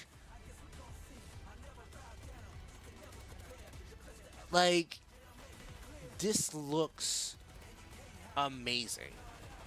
And I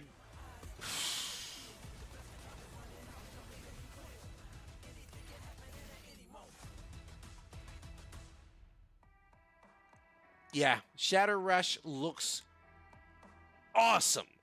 And Tetra Studios, you get all the love in the world.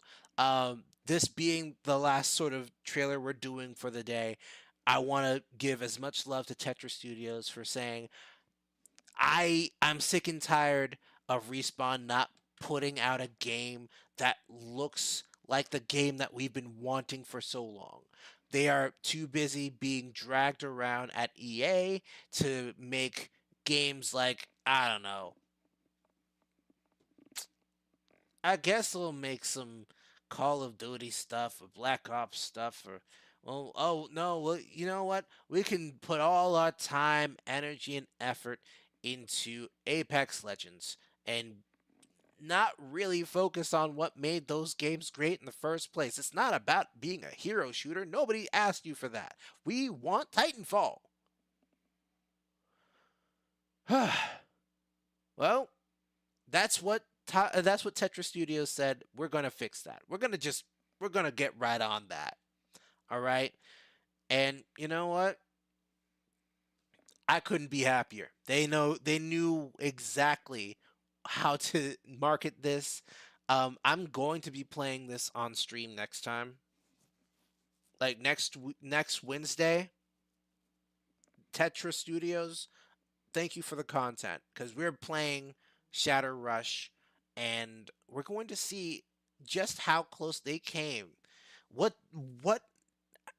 they need to do to make this any closer to a Titanfall clone without really calling it a clone. The art style is different.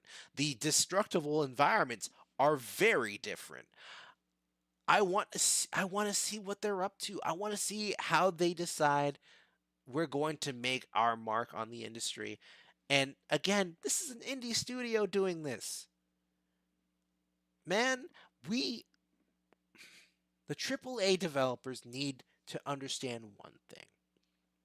The tools are out there for people to make the games on their own now.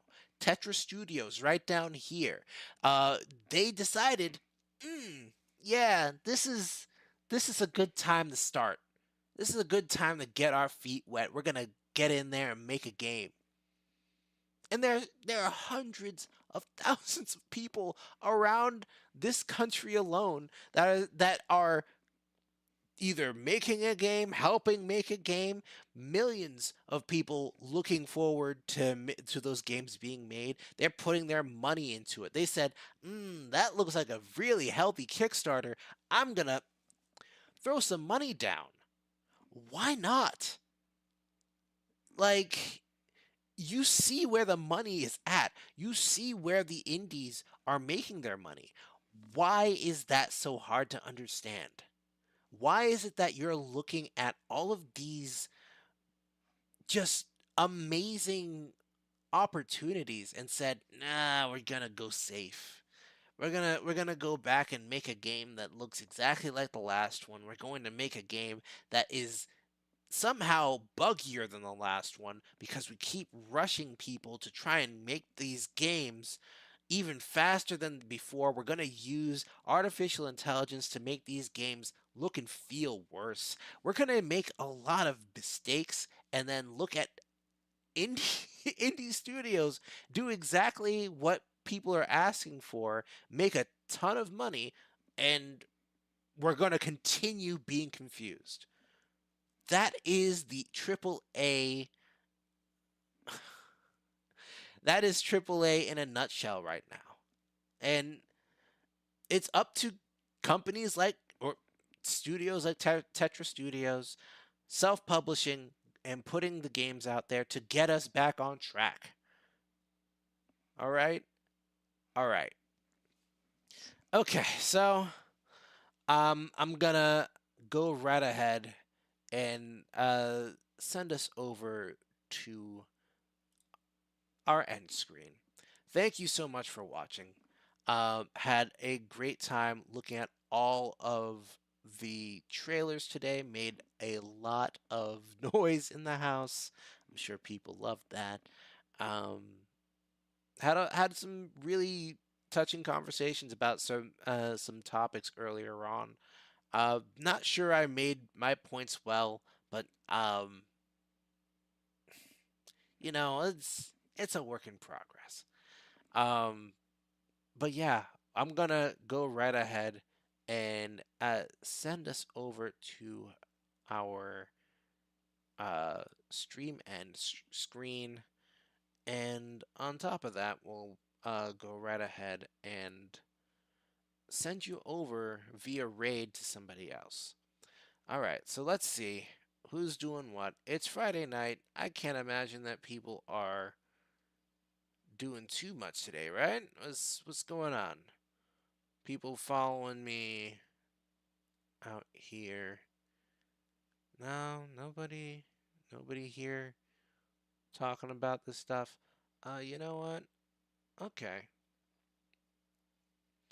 We're gonna send you on over to Barley.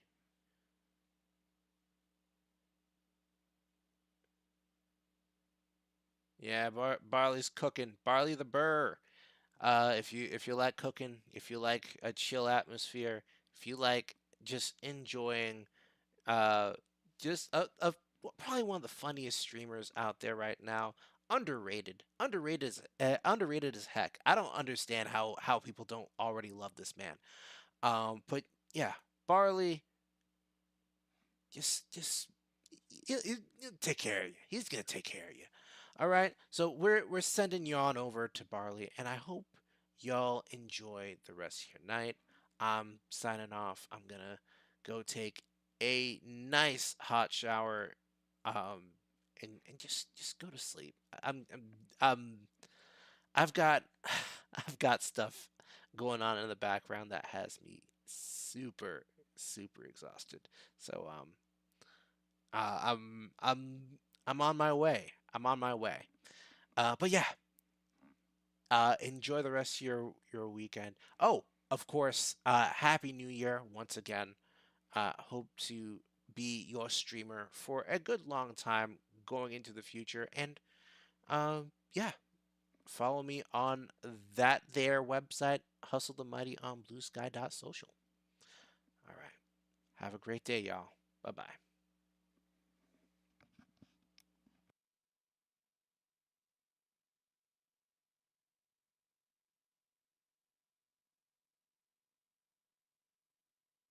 On the pizza.